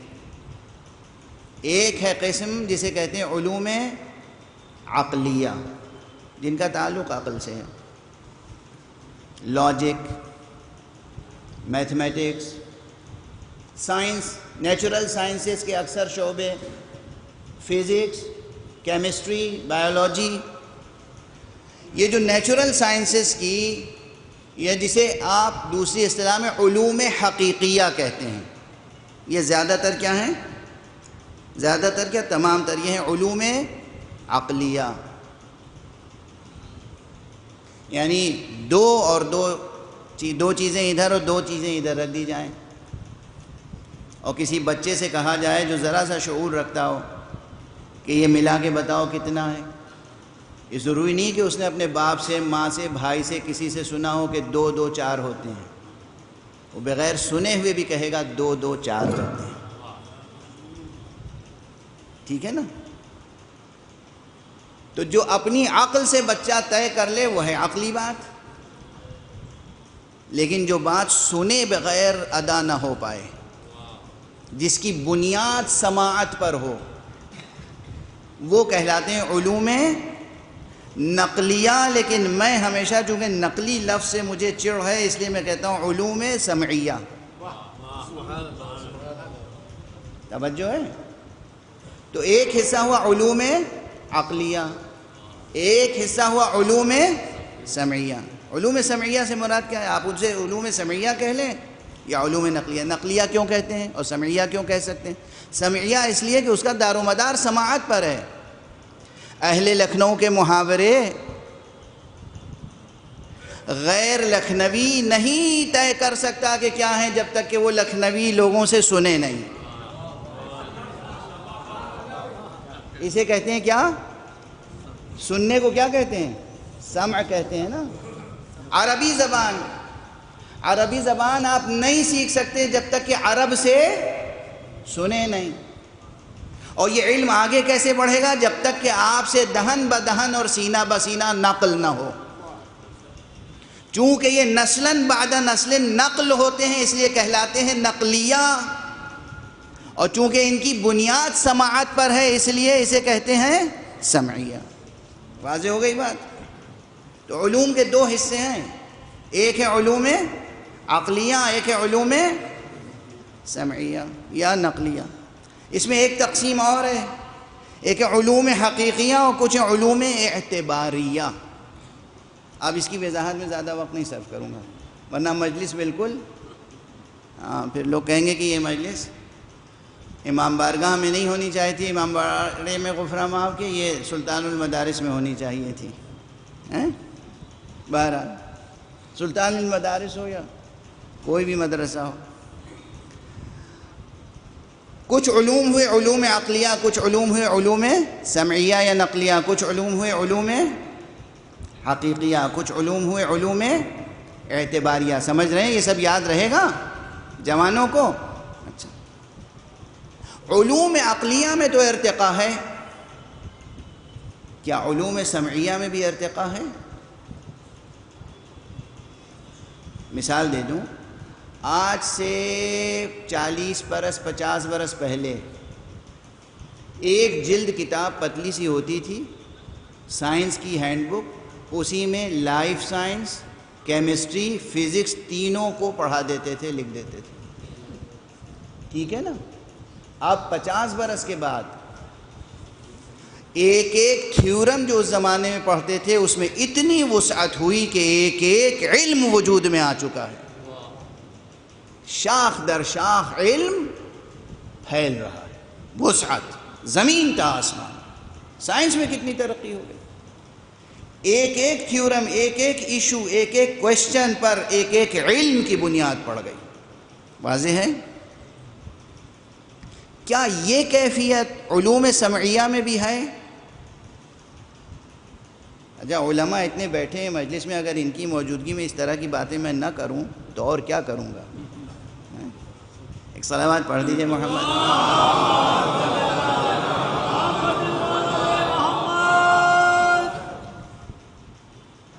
کیا علوم سمعیہ میں، کیا علوم نقلیہ میں ارتقاء ہے یا نہیں ہے؟ ترقی ہے یا نہیں ہے؟ تردد ہو رہا ہے نا جواب میں؟ جواب یہ ہے کہ ہے، وہاں بھی ہے،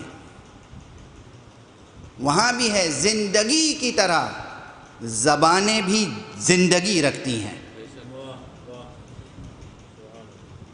اور وہ زبانیں ترقی کرتی ہیں اور باقی رہتی ہیں جو زندگی کی رفتار کے ساتھ ساتھ آگے بڑھتی رہیں، اور جو زبانیں وقت کا ساتھ نہیں دیتی وہ زبانیں مر جاتی ہیں۔ یہ تو ایک مثال ہے، اور یہ مجھ سے پہلے نہ جانے کتنے ناقدین اور کتنے محققین اور زبادہ کہہ چکے ہیں۔ یہ جملہ میں پہلی بار نہیں عرض کر رہا ہوں، میں ان کی کہی ہوئی بات دہرا رہا ہوں۔ اس کے علاوہ ارتقاء و ترقی کے بہت سے اور رخ ہیں، جس میں سے ایک چیز کی طرف بس اشارہ کر رہا ہوں، اور وہ یہ ہے جو انشاءاللہ اہل زبان و ادب کے لیے بھی اور اہل فقہ و حکمت کے لیے بھی ایک قابل توجہ بات ہوگی انشاءاللہ۔ جو علوم ہیں، علوم نقلیہ، سینہ بسینہ نقل ہوتے ہیں، دہن بدہن نقل ہوتے ہیں، ان میں علوم شرعیہ ہیں، اکثر شریعت کے احکام۔ توجہ رکھیے گا، بہت نازک مرحلہ ہے، یہ بہت نازک بحث چھڑ گئی، میں سمجھتا ہوں لکھنؤ میں چھڑنی چاہیے۔ لکھنؤ میں بہت سی کمزور بحثیں چھڑ جاتی ہیں، تو اتنی وزین بحث کیوں نہ چھڑے؟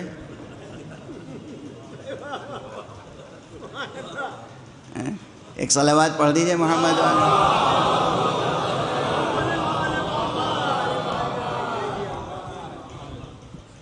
دیکھیے، میں کبھی ایسی کوئی بحث نہیں چھیڑتا کہ جس میں سماجی اختلاف پیدا ہو، جس میں مذہبی اختلاف پیدا ہو، جس میں ٹکراؤ پیدا ہو۔ میں ایسی بحثیں چھیڑتا ہوں کہ جس میں ہمارے جوان سوچیں اور آگے بڑھیں، اور وحدت کا پہلو پیدا ہو، ترقی اور وحدت۔ اب اس میں بہت سے سوالات کا جواب بھی ہے۔ شریعت کے احکام، شریعت میں جو فقہی تصورات ہیں، آیا ان میں بھی ترقی ہے یا نہیں؟ بہت نازک بحث ہے۔ جواب ہے یہاں بھی ہے۔ کیوں ہے؟ اب ایک جملہ اس فقیر کا یاد رکھیے گا، یہ بہت پہلے ہم نے ایک اپنے عربی مقالے میں لکھا تھا، ایک جملہ عرض کر رہے ہیں۔ العلم یأبی الجمود، علم جمود آشنا نہیں ہے۔ یہ جملہ یاد رکھیے گا، علم جمود آشنا نہیں ہے۔ علم اگر علم ہے تو اس میں ہمیشہ نور کی رفتار سے ترقی ہو رہی ہو۔ توجہ ہے، یاد رکھیں گے یہ جملہ اہل لکھنؤ۔ علم اگر علم ہے تو اس میں نور کی رفتار سے ترقی ہو رہی ہوگی، کیونکہ علم نور ہے، علم خود نور ہے۔ پیغمبر اکرم صلی اللہ علیہ وآلہ وسلم نے ارشاد فرمایا ہے، العلم نور یقذفہ اللہ فی قلب من یشاء، علم ایک نور ہے، اللہ جس کے دل میں چاہتا ہے ڈال دیتا ہے۔ علم نور ہے، علم نور ہے، اور علم کبھی جامد نہیں ہو سکتا، یعنی علم کہیں ٹھہر نہیں سکتا۔ علم کی مثال یہ ہے، یہ روشنی ہے، ایک منبع ہے، اس کا ایک مبدأ ہے، ایک مصدر ہے، ایک سرچشمہ ہے۔ ایک چھوٹا سا چراغ جلائیے، ایک چھوٹی سی شمع جلائیے، جہاں آپ نے جلائی ہے وہ شمع رکھیے، وہ تو مبدأ ہے۔ وہاں سے جو کرنیں نکل رہی ہیں اس کو کوئی راستے میں روک سکتا ہے؟ یہ جو شعاعیں ہیں نور کی، یہ کہیں رک سکتی ہیں کسی کے روکے؟ عجیب و غریب کیفیت ہے، یہ رکیں گی نہیں۔ سامنے لا کے کوئی آئینہ کھڑا کر دیجئے، اگر یہ مستقیم نہیں جا سکیں گی تو پلٹ کے سفر جاری رکھیں گی۔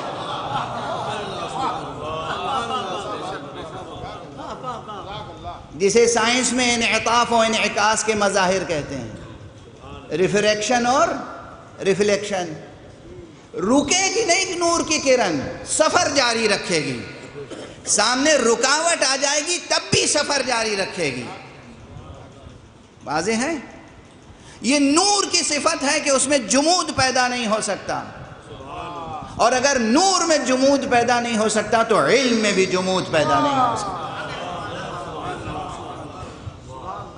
اور اسی لیے تمام علوم دنیا میں ترقی کر رہے ہیں۔ تمام علوم دنیا میں ترقی کر رہے ہیں۔ پھر ایک چھوٹی سی مثال دے کے آگے بڑھوں تاکہ بچوں کو یاد رہ جائے۔ میں نے کیا کہا تھا آغاز میں؟ گوہر مقصود فطرت ہے ارتقاء، محبوب و مطلوب فطرت ہے ارتقاء۔ روزانہ کوئی نیا گلاب کھلتا ہے، گل، ہم لوگ تو گل کو گلاب کہتے ہیں نا، روزانہ کوئی گل کھلتا ہے، خوبصورت، حسین، آپ دیکھ کے کہیں گے کہ لاجواب ہے، خود دست فطرت اسے چند روز کے بعد مٹا دیتی ہے، اور ہر فصل میں نئے گل کھلاتی ہے۔ توجہ فرمایا آپ نے؟ پوری کائنات میں یہ فطرت ہے، جو گل کھلاتی ہے، گل کو پھر خاک میں ملاتی ہے، پھر گل کھلاتی ہے۔ یہ ہے فطرت کا سفر ارتقاء۔ ایک بار گل کھلا کے بس اسی کا پروانہ نہیں بن جاتی ہے فطرت۔ اس لیے اپنے اذہان کو، اپنی طبیعتوں کو، اپنی خلاقانہ صلاحیتوں کو ایسا بنائیے جو فطرت کی نوری رفتار سے ہم آہنگ ہو۔ ہاں، محنت طلب کام ہے، یہ تو ہے، محنت طلب کام بتا رہا ہوں۔ تو کیا آپ نے مجھے بلایا تھا لوری سنانے کے لیے؟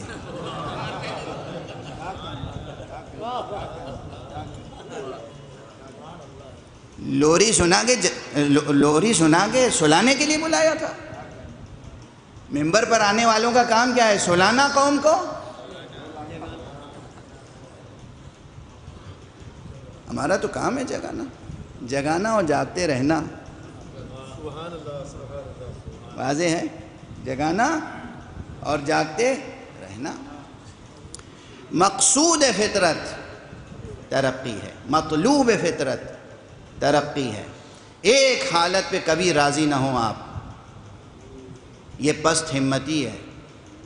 اولو العزمی کا تقاضا یہ ہے کہ قدم اگر پہلے آسمان تک پہنچ گیا ہے تو پھر طبیعت میں یہ کاوش ہو، یہ قد و کاوش ہو، یہ خواہش ہو، یہ آرزو ہو، یہ تمنا ہو کہ اب دوسرے آسمان تک پہنچنا ہے۔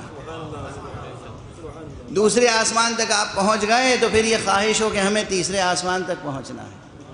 اور کسی قوم میں یہ جذبہ، یہ فکر زندہ ہو یا نہ ہو، آپ میں اس لیے ہونی چاہیے کہ آپ کا پیغمبر صاحب معراج ہے۔ صلوات پڑھ دیجئے محمد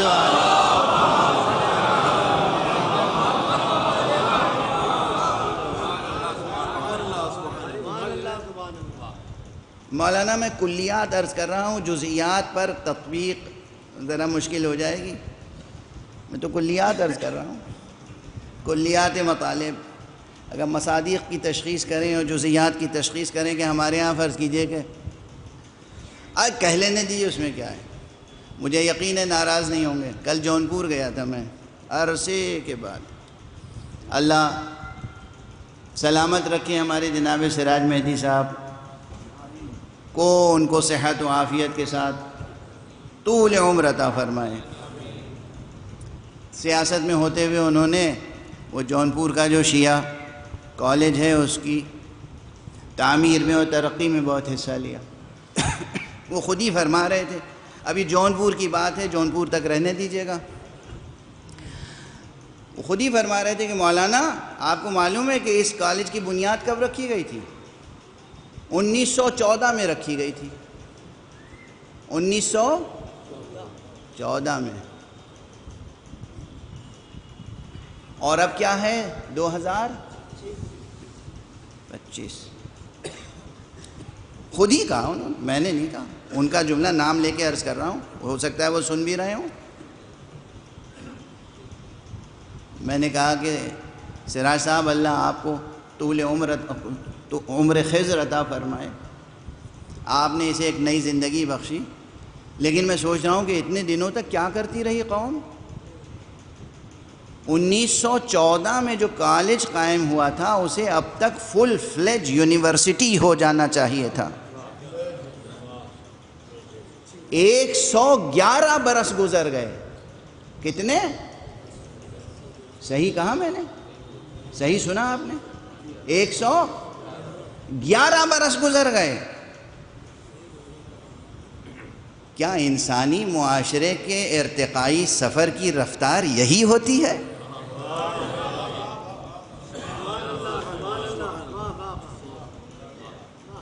میں جونپور والوں سے بات کر رہا ہوں، آپ سے نہیں بات کر رہا ہوں۔ صلوات پڑھ دیجئے محمد۔ اب بات جہاں کی ہو وہیں تک رہنی چاہیے۔ میری بات سراج مہدی صاحب سے ہوئی ہے۔ 111 برس وہ کالج جہاں تھا وہیں کا وہیں ہے تقریباً۔ تھوڑی سی اسے ترقی، تھوڑی سی زندگی، تھوڑا سا اسے اٹھایا، اللہ جزائے خیر دے۔ اللہ طول عمر عطا فرمائے سراج مہدی صاحب کو اور ان کی ٹیم کو، جتنے لوگوں نے ان کے ساتھ مل کے کام کیا۔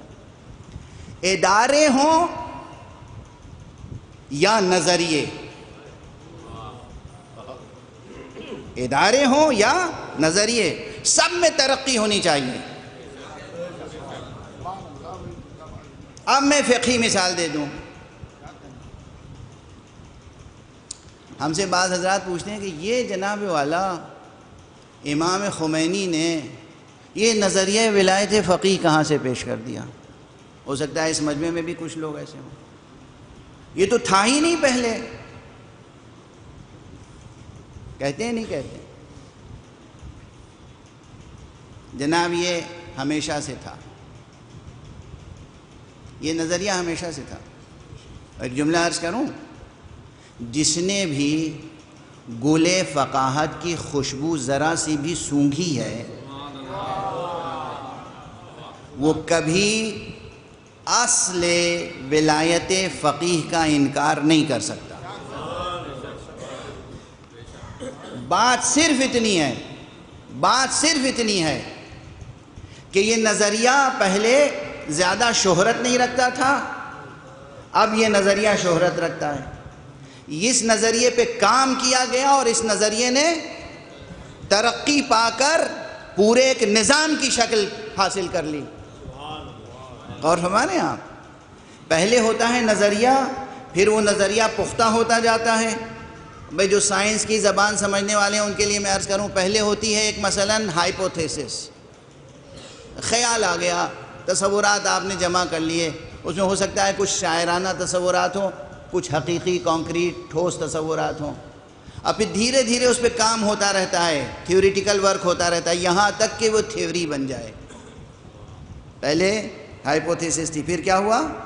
تھیوری بن گئی۔ اب اس تھیوری پہ کام ہوتا رہتا ہے یہاں تک کہ وہ ایک اسٹیبلشڈ سائنٹیفک لا بن جائے۔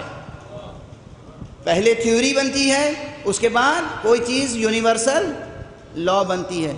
تو چیز موجود تھی جس پر کام ہوتا رہا تو آخر میں وہ لا کی صورت میں سامنے آئی۔ واضح ہے سائنس کے طلباء کے لیے؟ پہلے خیال آیا، اس کے بعد اس خیال نے قوت پائی اور خیال پہ کام ہوا، فکری ترقی ہوئی، یہاں تک کہ وہ تھیوری بنا اور یہاں تک کہ پھر وہ لا بن گیا۔ فقہ میں بھی یہی ہے، حدیث میں یہ چیز موجود تھی، فقہ کے مزاج میں خمیر میں یہ چیز موجود تھی، اس پر کام ہوتا رہا یہاں تک کہ امام خمینی رضوان اللہ تعالی علیہ اس علم کی منزلت پہ پہنچے جہاں انہوں نے کہا کہ ولایت فقیہ کے نظریے پر یہ ایسا بدیہی نظریہ ہے کہ استدلال قائم کرنے کا محتاج نہیں ہے۔ اچھا یہ سب جو چند مولوی صاحبان بیٹھے انہوں نے واہ واہ کیا، آپ حضرات بالکل خاموش رہے، بہت اچھا کیا۔ کیوں اچھا کیا؟ میں داد کیوں دے رہا ہوں خاموشی پہ؟ جب تک کوئی بات سمجھ میں نہ آئے داد نہیں دینی چاہیے۔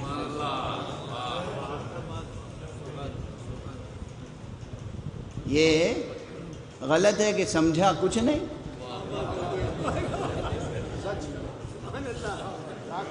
اور ایک شور مچا دیا، واہ واہ سبحان اللہ وغیرہ وغیرہ۔ اب میں سمجھا دوں ایک بات، ایک صلوات پڑھ دیں آپ۔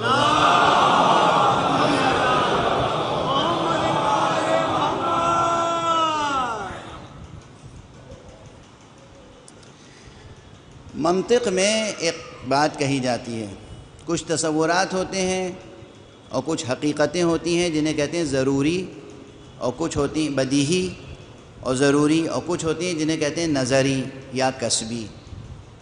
یعنی کچھ حقیقتیں اور کچھ تصورات ایسے ہوتے ہیں جن پہ دلیل قائم کرنے کی ضرورت نہیں ہوتی۔ سن رہے ہیں سب حضرات؟ کچھ ایسی باتیں ہوتی ہیں جن پہ دلیل قائم کرنے کی ضرورت ہوتی ہے۔ اتنی بات سب نے سن لی، اب اس کی مثال جلدی سے سنیے۔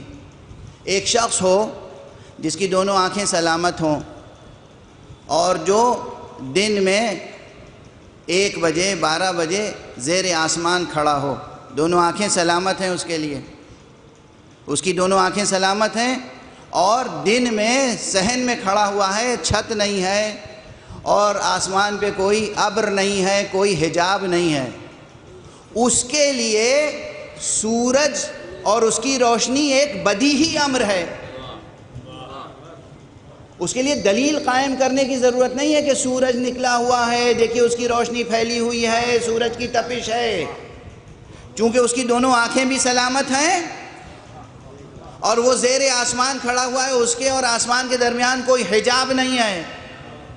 لیکن وہیں کوئی ایک شخص ایسا ہو جو کسی کوٹھری میں بند ہو، ایسی کوٹھری میں حبس کی کیفیت میں ہو جہاں روشنی کی ایک کرن بھی نہ جا رہی ہو، اگرچہ اس کی آنکھیں بھی سلامت ہوں، پھر بھی اسے یقین دلانے کے لیے کہ سورج ہے اور وہ نکلا ہوا ہے، دلیل کی ضرورت ہوگی۔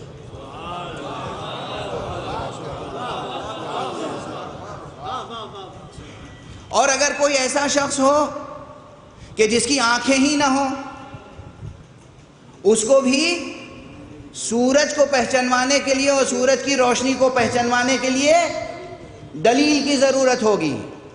اس کو الگ قسم کی دلیل چاہیے، اس کو الگ قسم کی دلیل چاہیے، مگر دلیل چاہیے جس شخص کے درمیان اور سورج کے درمیان کوئی پردہ حائل نہیں ہے، اسے کے لیے سورج کا وجود ہے بدیہی۔ جس کے اور سورج کے درمیان پردے حائل ہیں یا آنکھیں نہیں رکھتا، اس کے لیے سورج کے وجود کی بات ہے ضروری، کسبی یا نظری یا دلیل کی محتاج۔ امام خمینی اس علم و فقاہت کی منزل پر تھے جہاں ولایت فقیہ کا نظریہ ان کے لیے بدیہی تھا، اور جو لوگ چاہے سر پہ عمامہ رکھتے ہوں مگر اگر ولایت فقیہ کا نظریہ سمجھ میں نہیں آیا، اس کے معنی یہ ہے کہ یا کسی کال کوٹھری میں بند ہیں یا آنکھیں نہیں رکھتے۔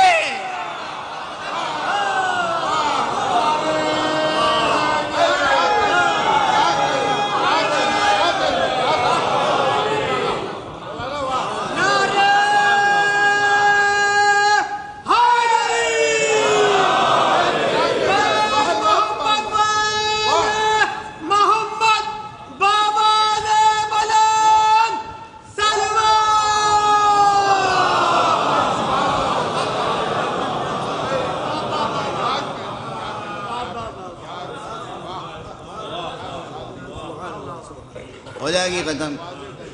کیا مرتبہ تھا اس مرد بزرگ علم و آگہی کا، اس فقیہ و عارف کا، کہ انہوں نے نجف اشرف میں میرا بچپنا تھا، وہ میں اس وقت ضربو یہ گردان کیا کرتا تھا، والد ماجد ان کے درس میں جایا کرتے تھے۔ اس وقت جب انہوں نے درس شروع کیا ہے تو پورے نجف میں غلغلہ تھا، جہاں جائیے ایک غلغلہ تھا کہ امام خمینی نظریہ ولایت فقیہ پہ درس کہہ رہے ہیں۔ آج کل امام خمینی نظریہ ولایت فقیہ پہ درس کہہ رہے ہیں، جدھر جائیے ہر جگہ یہی بحث تھی، سب اپنی بحثیں بھول گئے تھے، ہر جگہ یہ پہلا جملہ جو انہوں نے اس فقہی بحث کا کے آغاز میں کہا وہ یہی موجود ہے کتابوں میں، آپ حضرات مستحضر ہوں گے، جو اصل متن شائع ہوا ہے ان کی تقریروں کا، درس کا، اس کا پہلا جملہ یہی ہے کہ جو اصل تقریریں شائع ہوئی ہیں ان کی نجف کی، کہ نظریہ ولایت فقیہ وہ حقیقت ہے جو بدیہی ہے، اس پر کسی استدلال کو قائم کرنے کی ضرورت نہیں۔ اگرچہ بعد میں انہوں نے استدلال قائم کیا، دلیلیں دیں، مگر آغاز اس منزل سے کیا، آغاز اس جملے سے کیا۔ یہ کس بات کی نشانی ہے کہ ایک نظریہ تھا مگر اس نے ارتقاء کا سفر طے کیا۔ یعنی سائنسی علوم میں بھی ارتقاء ہے اور سمعی علوم اور نقلی علوم میں بھی ارتقاء ہے۔ اور اب ایک جملہ عرض کر دوں عزیزان گرامی، اچھا یہ جملہ تیسری بار کہہ رہا ہوں ممبر پہ، شاید آئندہ نہ کہوں، کیونکہ 2 3 4 بار سے زیادہ اپنی بات بھی دہرانے میں مجھے بڑی تکلیف ہوتی ہے۔ ابھی جامعہ ملیہ اسلامیہ یونیورسٹی کے کیمپس میں ایک تقریر ہوئی تھی، وہاں عرض کیا تھا، جونپور میں بھی عرض کیا ہے، یہاں بھی عرض کر رہا ہوں۔ ہم لوگ سب ظاہر سی بات ہے کہ ہیں تو حیوان ہے نا؟ کیا خیال ہے جوانوں، بچوں، بزرگوں؟ ہیں تو حیوان، اس سے آپ انکار نہیں کر سکتے، کچھ بھی کر لیں۔ کیوں حیوان ہے؟ منطقی تعریف میں بھی پہلے لفظ حیوان ہی آتا ہے، الانسان حیوان ناطق۔ ناطقیت ثابت کر پائیں یا نہ ثابت کر پائیں، حیوانیت ثابت ہے۔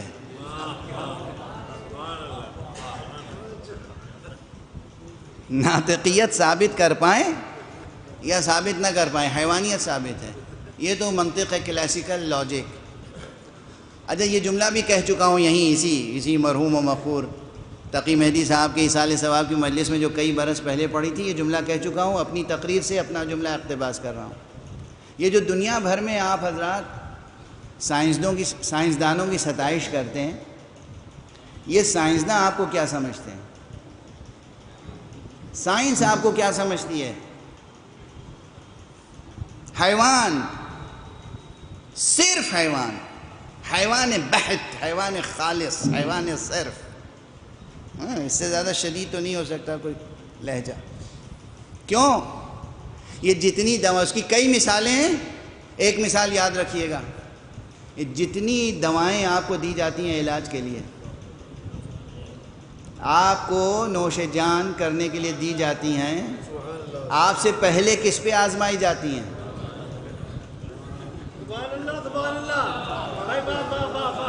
بھئی اتنے بڑے مجمع میں بہت سے میڈیکل کے اسٹوڈنٹس ہوں گے، بہت سے ڈاکٹرز ہوں گے، ان سے پوچھ لیجئے جتنی دوائیں دی جاتی ہیں کس پر آزمائی جاتی ہیں؟ حیوانوں پر۔ اور کیسے کیسے جانوروں پہ آزمائی جاتی ہیں، وہ تو نام بھی لینا مناسب نہیں ہے ممبر سے۔ جب وہاں دوائیں کامیاب ہو جاتی ہیں تو ماشاءاللہ آپ کا علاج انہی دواؤں سے کیا جاتا ہے۔ سائنس آپ کو ایک حیوان کے طور پر ٹریٹ کرتی ہے، تو ظاہر سی بات ہے کہ آپ اور ہم حیوان ہیں۔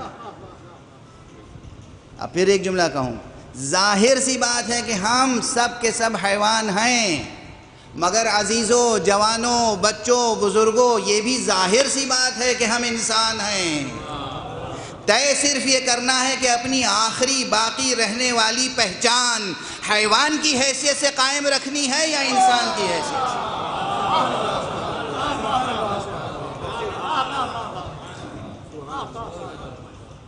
طے یہ کرنا ہے، ہیں دونوں چیزیں۔ یہ طے کرنا ہے کہ ہمیں حیوان کی حیثیت سے اپنی آخری پہچان قائم رکھنی ہے، اصلی پہچان، یا انسان کی حیثیت سے۔ اگر آپ صرف سائنس پر تکیہ کریں گے، بہت بڑا مناظرانہ موضوع ہے فلسفے اور دین کا، منطق اور حکمت اور دین کے درمیان کا بہت بڑا مناظرانہ موضوع ہے، صدیوں سے چل رہا ہے۔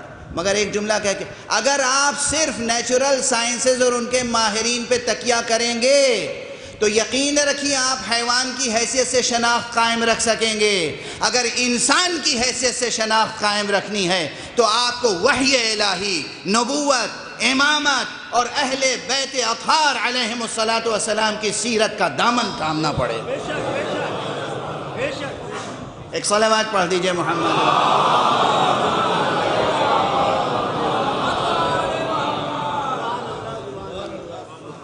چونکہ بحیثیت انسان جو تاج کرامت، تاج شرافت، تاج عزت، تاج عظمت آپ کے سر پہ ہے، یہ سائنس نے نہیں رکھا، یہ وحی الہی نے رکھا۔ لقد کرمنا بنی آدم کا نعرہ قرآنی نعرہ ہے، سائنسی نعرہ نہیں ہے۔ ہم نے بنی آدم کو کرامت بخشی، ہم نے بنی آدم کو شرافت بخشی، ہم نے بنی آدم کو عظمت بخشی۔ تو خدا کو بھول کے جینے کی کوشش کریں گے تو حیوان رہیں گے۔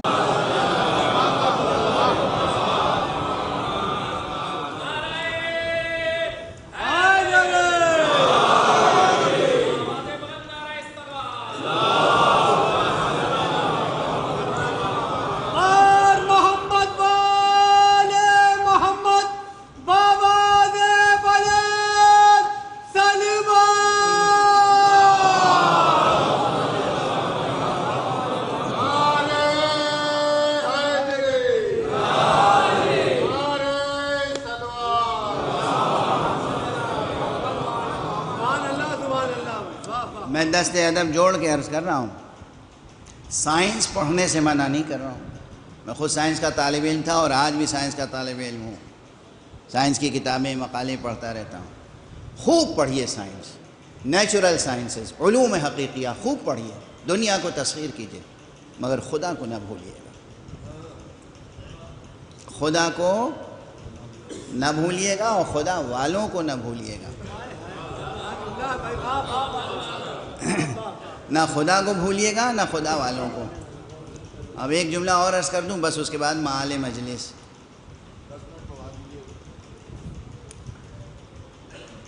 انسان کو انسان کیوں کہتے ہیں؟ یہ جو فقہ اللغہ والے افراد ہیں، جو عربی میں بطور خاص الفاظ کے شجروں پہ غور کرتے ہیں، عربی بڑی نفیس زبان ہے۔ دنیا میں بہت کم زبانیں ہیں جن میں لفظوں کے شجرے محفوظ رکھے جاتے ہیں۔ یہ عربی زبان ہے جن میں لفظوں کے شجرے بھی بڑے عجیب و غریب ہوتے ہیں اور محفوظ رکھے جاتے ہیں۔ تو عربی زبان میں لفظ انسان پہ غور کرنے والوں نے غور کیا تو دو نظریے قائم ہوئے۔ زیادہ غالب نظریہ یہ ہے، بحمد اللہ مجلس میں آفتاب شریعت جناب حجت الاسلام والمسلمین مولانا کلب جواد صاحب قبلہ بھی تشریف فرمائیں، اور ماشاءاللہ یہاں سب کے سب حجج الاسلام اساتید علماء تشریف فرمائیں۔ ہمارے عزیز القدر جناب مولانا حسنین باقری صاحب بھی تشریف لائے تھے، وہ بہرحال کہیں خود انہیں افادہ فرمانا تھا، مجلس پڑھنی تھی، تشریف لے گئے۔ ہمارے عزیز القدر جناب حجت الاسلام مولانا عاظم صاحب جوراسی باقری، جناب عاظم صاحب زیدی سیتھلی، جناب مولانا جعفری صاحب، اور دیا ایک سے ایک خانوادہ باقر العلوم اور خانوادہ اجتہاد اور مختلف علمی خانوادوں کی نمائندگی ہو رہی ہے آج مجلس میں۔ پروردگار ان سب کے وجود مبارک کو سلامت رکھے، اور خصوصیت سے جناب قائد ملت مولانا کلب جواد صاحب قبلہ کو میں نے ابھی کچھ دنوں پہلے ایک بات سنی، بہت تکلیف ہوئی۔ پروردگار ان کے حاسدین کو انہی کے حسد کے شعلوں میں جلا کے راکھ کر دے۔ لکھنؤ تہذیب کا شہر ہے، ادب کا شہر ہے، علم کا شہر ہے۔ اس لکھنؤ میں ایسی گستاخیاں نہیں ہونی چاہیے۔ اختلاف نظریاتی ہوتا ہے، کسی سے اختلاف کچھ ہوتا ہے، لیکن زبان بھی قابو میں ہونے چاہیے اور افعال بھی قابو میں ہونے چاہیے۔ ایک صلوات پڑھ دیجئے محمد۔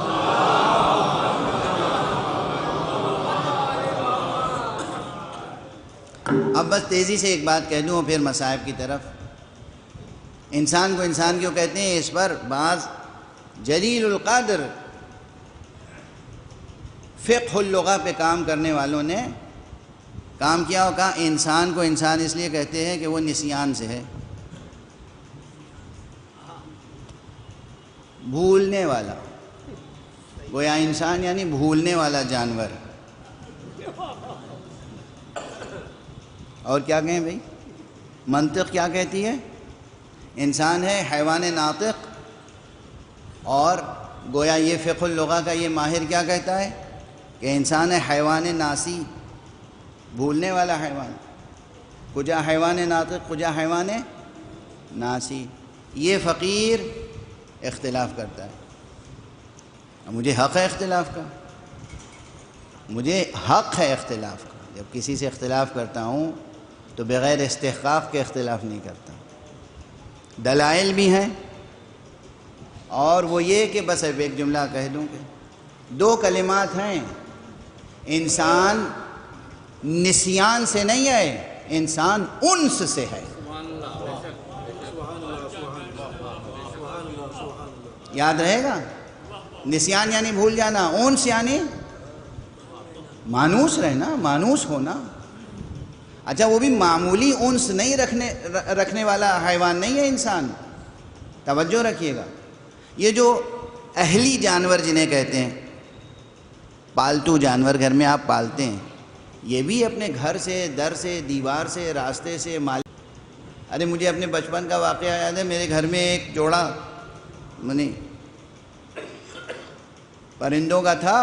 وہ کوئی اڑتے ہوئے انہوں نے شکار کر لیا، اس کی ایک آنکھ زخمی ہو گئی اور مدتوں رکھے رہے پنجڑے میں. جس دن پنجڑا کھولا انہوں نے، اڑ کے وہ واپس ہمارے گھر آ گئے. پرندے تو سامنے کی باتوں سے، سامنے جو چیز ہے اس سے مانوس ہو جانا کوئی بڑا کمال نہیں ہے. انسان کو انسان اس لیے کہتے ہیں کہ یہ اس حقیقت کبریٰ سے بھی انس پیدا کر لیتا ہے. جیسے حکمت اور فلسفہ اور شریعت سب غیب الغیب کہتے ہیں، خدا نظر نہیں آتا مگر انسان خدا سے مانوس ہو جاتا ہے. یہ ہے امتیاز انسان کا. انسان کو انسان اسی لیے کہتے ہیں کہ وہ حقیقت جو ان آنکھوں سے نظر نہیں آتی، یہ انسان اس سے بھی مانوس ہو جاتا ہے. اور نہ صرف یہ کہ مانوس ہو جاتا ہے بلکہ محبت کرتا ہے. نہ صرف یہ کہ محبت کرتا ہے بلکہ عشق کرتا ہے. نہ صرف یہ کہ عشق کرتا ہے بلکہ ایسا عشق کرتا ہے، ایسا شغف، ایسا جنون ہوتا ہے کہ خدا کی راہ میں فنا ہو جاتا ہے.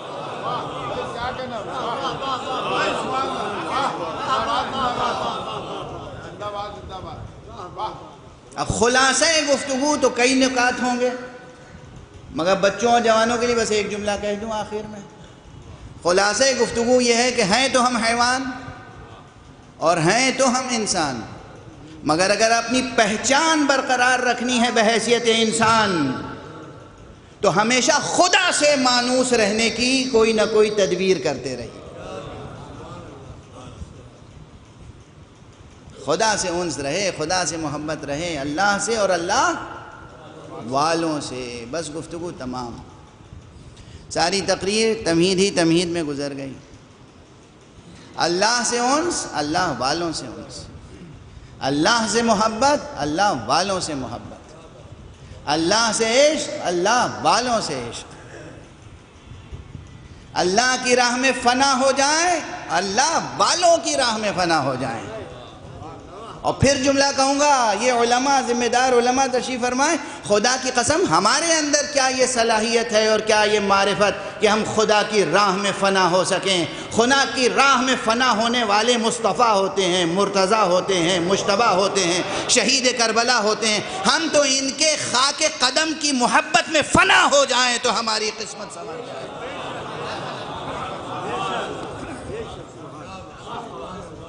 اللہ پر جان نثار کرنے والے کا نام ہے حسین. اللہ کی راہ میں جان نثار کرنے والے کا نام ہے علی. اس روئے زمین پر، اس کرۂ ارض پر، اس آسمان کے نیچے اب کوئی علی پیدا ہونے والا نہیں ہے، کوئی دوسرا حسین پیدا ہونے والا نہیں ہے. ہم تو محبت حسین میں مر مٹیں، یہی ہماری معراج ہے. ہم عشق علی میں فنا ہو جائیں، یہی ہماری معراج ہے. میں صرف جذباتی جملہ اور شاعرانہ جملہ نہیں عرض کر رہا ہوں، یہ وہ حقیقت ہے جس پر یہ فقیر ایمان رکھتا ہے. ایمان. اور یاد رکھیے، یہ پہلے بھی کہا ہوگا، آج بھی کہہ رہا ہوں، ہم سب آقا حسین کی عزاداری ہر سال کرتے ہیں. اس میں بھی جو میں کہتا ہوں کہ ارتقاء ہو، ترقی ہو، وسعت ہو، عروج ہو، معراج تک پہنچے، وہ کیا ہے؟ ایک سوال کر رہا ہوں آپ تمام حضرات سے، ہم نے کیا کیا امام حسین علیہ السلام کی راہ میں؟ بہت کچھ لوگ گنا سکتے ہیں۔ اولاً تو یہ سوء ادب ہے کہ کچھ بھی امام کی خدمت میں شان میں کیا ہو اور اسے انسان شمار کرے، حساب کرے۔ بزرگوں کی راہ میں جو بھی خدمت کیا آپ نے اسے ذکر تھوڑی کیا جاتا ہے، اسے حساب میں نہیں رکھا جاتا ہے۔ یہ تو وہ منزل ہے کہ ہم ان کے لیے کچھ کر ہی نہیں سکتے۔ جان بھی چلی جائے تو پھر وہی شعر حقیقی ایک کیفیت ہونی چاہیے، جان دی ہوئی اسی کی تھی، حق تو یہ ہے کہ حق ادا نہ ہو۔ لیکن ایک بات دنیا کے لحاظ سے، بہت سے دنیا میں ایسے سیاسی لیڈر ہیں کہ اس کرۂ ارض پر کہیں بھی کسی پلیٹ فارم پر، کسی ریلوے اسٹیشن پر، کسی بھی ایئرپورٹ پر آپ چلے جائیے اور اس سیاسی لیڈر کا نام لیجئے تو بچہ جانتا ہوگا، کسی بھی بچہ ہو، کسی بھی رنگ اور نسل کا ہو، کسی بھی ملک کا ہو، امریکہ کا ہو، یو کے کا ہو، یورپ کا ہو، آسٹریلیا کا ہو، افریقہ کا ہو، چین کا ہو، کہیں کا ہو۔ ہائی اسکول کا کوئی طالب علم ہو، اس سے بعض ایسے نام ہیں سیاسی، دنیاوی سیاست کے اعلام، آپ اس کا نام لیجئے کہ تم انہیں جانتے ہو، کہے گا ہاں جانتے ہیں۔ آپ پوچھیں تم حسین ابن علی کو جانتے ہو؟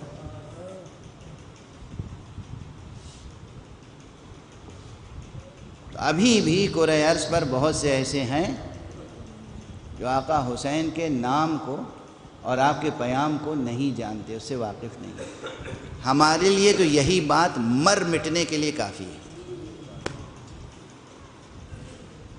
غیرت سے مر مٹنے کے لیے کافی ہے۔ کیا کیا ہم نے آقا حسین کے لیے؟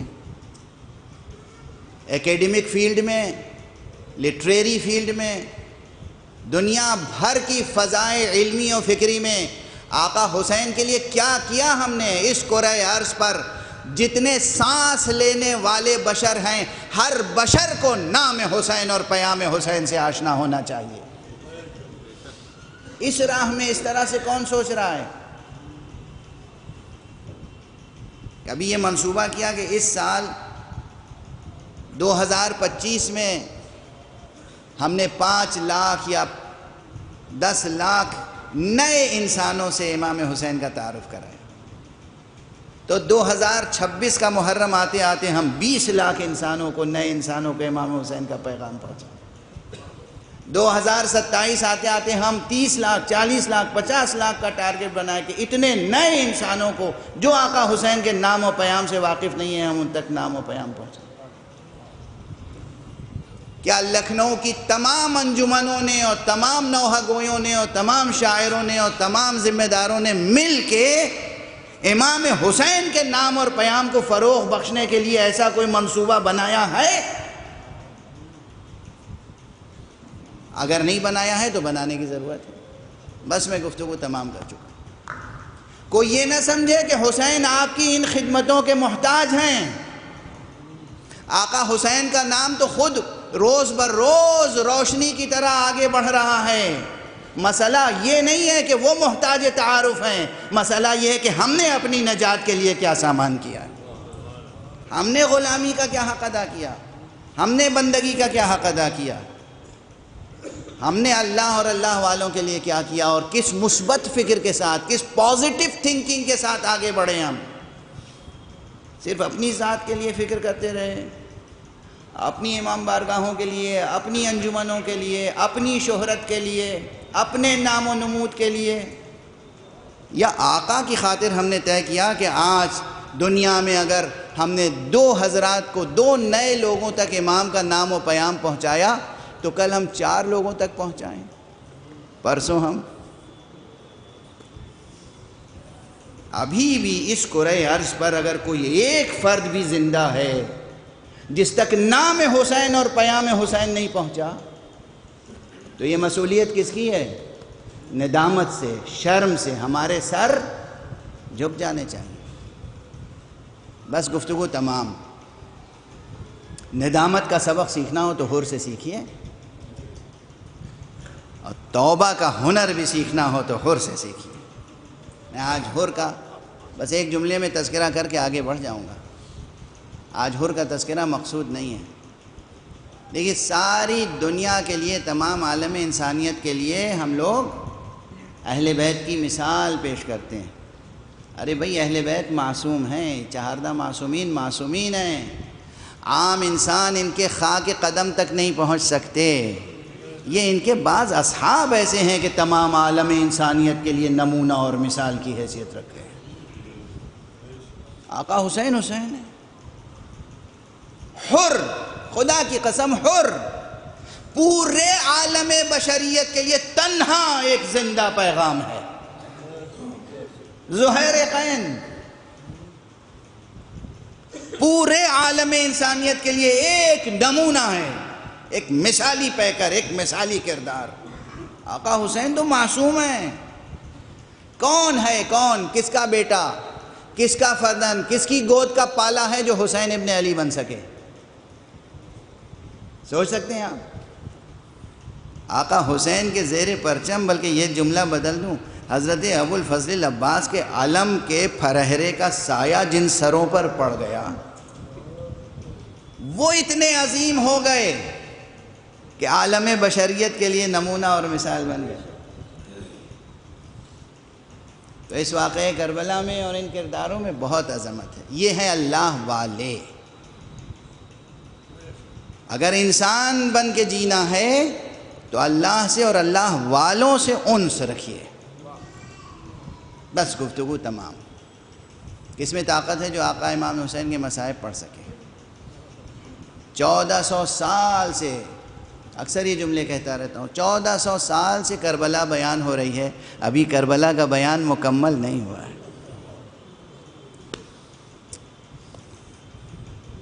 1400 سال سے امام حسین کے مصائب بیان ہو رہے ہیں، ابھی مصائب بیان نہیں ہو سکا ہے.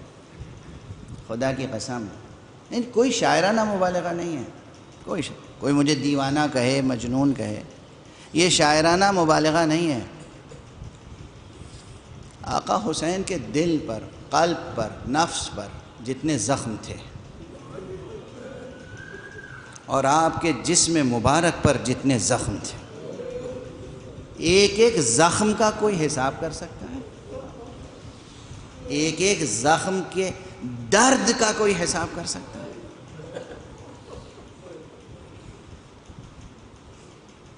اسی لکھنؤ میں ایک حادثہ ہوا تھا، جس حادثے میں 4 جوان ایک ساتھ وفات پا گئے تھے. میں اس موقع پر لندن سے خاص طور پر بلایا گیا تھا، یہاں آیا تھا، مجلس پڑھی تھی چیلوں کی. اس میں سے ایک بزرگ، مجھے نام بھی یاد نہیں ہے، جن کا جوان بیٹا اس حادثے میں مر گیا تھا، اور اس کنبے میں مجھے بتایا گیا کہ اس ایک بیٹے کے علاوہ کوئی اور سہارا بھی نہیں تھا. میں نے کہا میں جاؤں گا اس بزرگ کے پاس پرسہ دینے کے لیے. میں پرسہ دینے کے لیے گیا. اس لیے میں کہتا ہوں کہ لکھنؤ کے لوگ، لکھنؤ کے مومنین، لکھنؤ کے عزادار، میں نے سینے سے لگایا، معانقہ کیا، میں نے پرسہ دیا تو اس شخص نے ایسی اولو العزمی کے ساتھ کہا، ارے مولانا میرے بچے کی کیا حیثیت ہے، آقا حسین نے تو اکبر کا لاش ہے.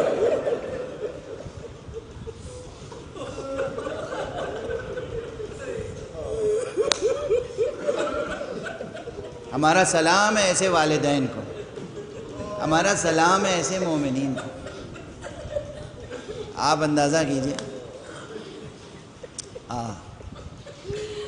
اندازہ کیجئے کسی کا جوان بیٹا مر جائے، اس کو کیا درد ہوتا ہے، کیا صدمہ ہوتا ہے، کیا اندوہ ہوتا ہے، کیا رنج ہوتا ہے، کیا تکلیف ہوتی ہے، کب تک اس کی یادیں برقرار رہتی ہیں. کسی کا ایک بھتیجا مر جائے، کسی کا ایک بھائی مر جائے. آقا حسین کے لیے آپ شمار کر سکتے ہیں ان کے مصائب کو، اکبر سے لے کے اصغر تک.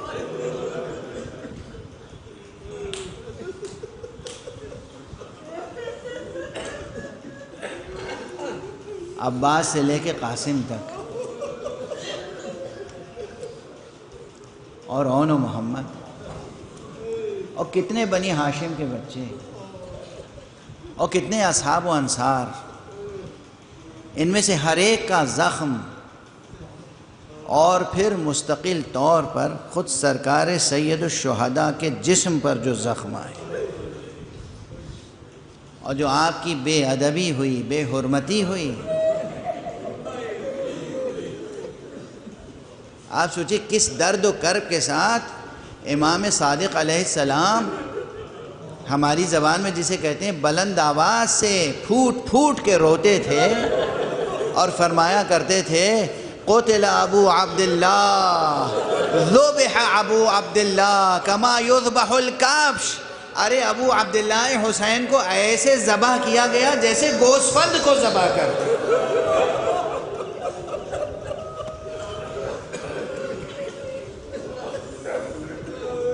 واللہ قسم کھا کے کہتے تھے، قسم کھا، واللہ ذبح ابو عبداللہ کما یذبح الکبش، خدا کی قسم ابو عبداللہ حسین ایسے ذبح کیے گئے جیسے گوسفند ذبح کیا جاتا ہے۔ اس ایک جملے میں کیا قیامت ہے، کیا قیامت ہے، کیا قیامت ہے۔ اچھا یہ جو سرکار امام صادق کا جملہ ہے، اجے قاتل کے تمام مناظر تو میں نہیں پیش کر سکتا شہادت کے، لیکن ایک جملہ عرض کرتا ہوں۔ یہ جملہ بھی تاریخ میں موجود ہے کہ جب قاتل نزدیک آیا ہے اور اس نے آپ کے سینہ اطہر سے بے ادبی کی،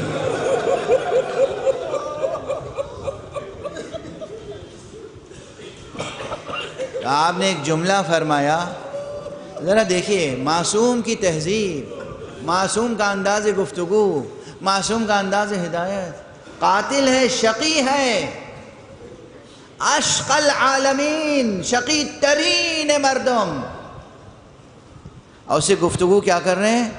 جب اس نے سینہ اطہر سے بے ادبی کی، فرمایا واللہ لقد ارتقیت مرتقا عظیما طالما قبلہ رسول اللہ، ارے خدا کی قسم تو نے بہت بلند مقام پر قدم رکھا ہے، یہ وہ سینہ ہے جسے رسول پہ ہم بوسہ دیا کرتے تھے۔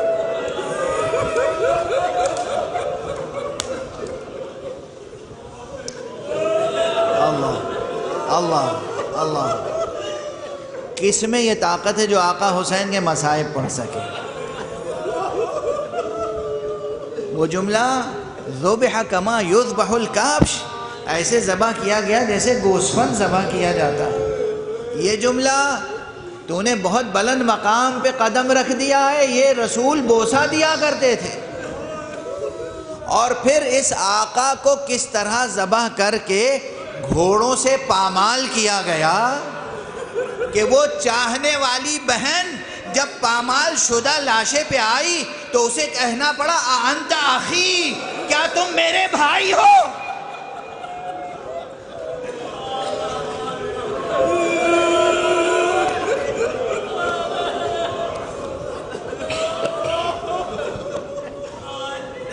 کس میں طاقت ہے، کس میں طاقت ہے جو آقا حسین کے مصائب کا حق ادا کر سکے؟ کس میں طاقت ہے؟ کس میں طاقت ہے؟ آقا حسین کے مصائب کربلا کے روز عاشورہ ختم تو نہیں ہو گئے، ختم تو نہیں ہو گئے۔ بس ایک روایت یاد آ گئی بے اختیار تو عرض کر رہا ہوں، چونکہ کتابوں میں ارباب مقاتل نے لکھا ہے تو عرض کر رہا ہوں۔ یہ صرف شعراء کا شاعرانہ تخیل نہیں ہے، لوگوں کو اندازہ تھا کہ آقا حسین کو اپنی بیٹی سے بہت محبت ہے، لوگوں کو علم تھا کہ آپ اپنی چھوٹی بچی سے بہت محبت کرتے۔ آقا جب شہید ہو گئے اور آپ کا لاشا پامال ہو گیا، ہم نے جتنی آسانی سے کہہ دیا پامال ہو گیا،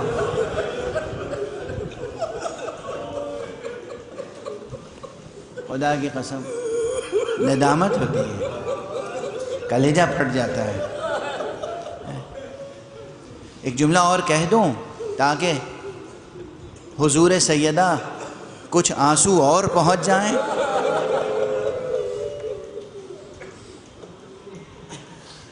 شہادت میں، قتل میں تو تمام اصحاب و انصار شریک ہوئے ہیں۔ آپ کو معلوم ہے جب یہ طے کیا دشمنوں نے کہ پامال کرنا ہے تو ہر قبیلے کے افراد آئے اور اپنے قبیلے کے شہید کو لے کر چلے گئے، دور لے کے چلے گئے۔ یعنی یہ ایک تاریخی حقیقت ہے کہ گھوڑوں کی ٹاپوں سے پامال صرف فرزند زہرا ہوا ہے۔ یہ صرف جناب امام حسین کا لاشا تھا جسے پامال کیا گیا، اور کوئی لاشا پامال نہیں کیا گیا ہے۔ پامال کیا گیا صرف رسول کا فرزند فاطمہ زہرا کا دل بند۔ آپ تصور کر سکتے ہیں؟ ان تمام مصیبتوں کے بعد جس روایت کا تذکرہ کرنا چاہ رہا تھا کہ بے اختیار یاد آ گئی، آقا شہید ہو گئے، آقا پامال ہو گئے، اہل حرم اسیر ہو گئے۔ زینب اسیر ہو گئی، ام کلثوم اسیر ہو گئی، رباب اسیر ہو گئی، لیلہ اسیر ہو گئی، جناب امام زین العابدین کے ہاتھوں میں ہتھکڑیاں پہنا دی، آپ کے پاؤں میں بیڑیاں ڈال دی گئیں، گلے میں خاردار طوق ہے، کمر میں لنگر ہے، اس کے علاوہ روایت میں ہے، تاریخ میں ہے، اس کے علاوہ لوہے کی زنجیروں سے جکڑا گیا ہے۔ یہ سب ہوا، ایک واقعہ جو کم بیان ہوتا ہے لیکن کتاب میں نے دیکھا، اس لیے عرض کر رہا ہوں۔ ان دشمنوں کو یہ اندازہ تھا کہ آقا حسین کو اپنی سب سے چھوٹی بچی سے بہت محبت تھی، اس لیے اس بچی کو نہ ماں کے پاس رہنے دیا، نہ چاہنے والی پھوپھی کے پاس رہنے دیا، رباب سے بھی چھین لیا اور جناب زینب سے بھی چھین لیا، تنہا ایک لاغر ناقے پر سینے کے بھل بیٹی کو لٹایا اور اسے رسیوں سے باندھا۔ اب جب یہ ناقہ چلتا تھا تو بچی کراہتی تھی، بابا میری پسلیاں زخمی ہو رہی ہیں، بابا میری پسلیاں ٹوٹ رہی ہیں، مادر گرامی میری خبر لیں، پھوپھی اماں میری خبر لیں، میرا سینہ زخمی ہو رہا ہے۔ ادھر بابا کا سینہ گھوڑوں کی ٹاپوں سے زخمی، ادھر بیٹی کا سینہ، ادھر بیٹی کا سینہ ناقے کی پشت پر زخمی ہو رہا تھا۔ کس میں طاقت ہے جو حسین کے مصائب کو بیان کر سکے؟ انا للہ و انا الیہ راجعون، انا للہ و انا الیہ راجعون، رضا بقضائہ و تسلیما لامرہ، انا للہ و انا الیہ راجعون، رضا بقضائہ و تسلیما لامرہ۔ پروردگار ہمیں علوم قرآن اور معارف اہل بیت سے آشنا فرما۔ پروردگار ہمارے لیے قرآن کی روشنی میں علوم قرآنی اور علوم مقام ختم نبوت اور علوم مقام ولایت کی روشنی میں ارتقاء و ترقی کی راہیں ہمارے لیے روشن فرما۔ ہمارے جوانوں کے مستقبل کو روشن سے روشن تر فرما۔ پروردگار ہمارے علماء کو اپنی خاص حفظ و امان میں رکھ۔ پروردگار ہماری ملت کو، ہماری امت کو، ہماری قوم کو علم کا قدرداں اور علماء کا قدر شناس بنا دیں۔ پروردگار تمام مرجعیات رشیدہ کی حفاظت فرما۔ معبود مقام معظم رہبری حضرت آیت اللہ العظمیٰ امام خامنئی کو اپنی خاص حفظ و امان میں رکھ۔ پروردگار ان کی قیادت میں تمام امت اسلامیہ کو متحد فرما۔ پروردگار ان کی قیادت میں تمام مستضعفین جہان کی حفاظت فرما۔ پروردگار مسلمانوں کا، اسلام کا پرچم سر بلند رکھ۔ پروردگار انسانیت کے لیے امن اور عافیت کا سامان فرما۔ پروردگار ولی آخر کو اذن ظہور عطا فرما اور ان کے ہاتھوں سے اپنی رحمت و رافت و عدالت کا پرچم لہرا دے۔ التماس ہے کہ ایک مرتبہ پھر سورہ حمد اور 3 مرتبہ سورہ اخلاص کی تلاوت فرما کے مرحوم و مغفور سید تقی مہدی صاحب اور اس خانوادے کے تمام مرحومین مؤمنین و مؤمنات اور مرحوم و مغفور حضرت آیت اللہ علامہ سید مرتضیٰ ننہروی فلسفی کی روحوں کو ایصال فرما۔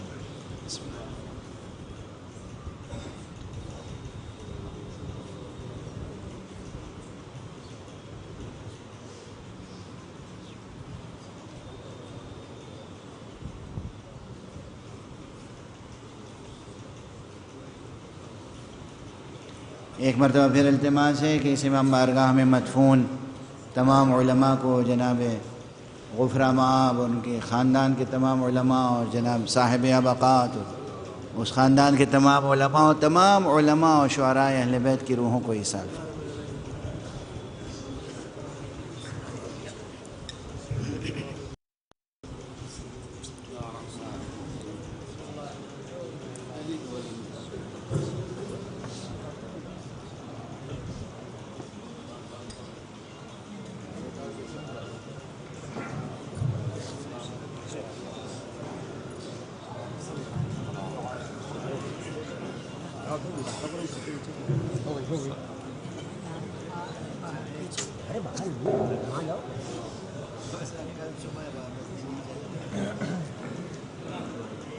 Không rất nhiều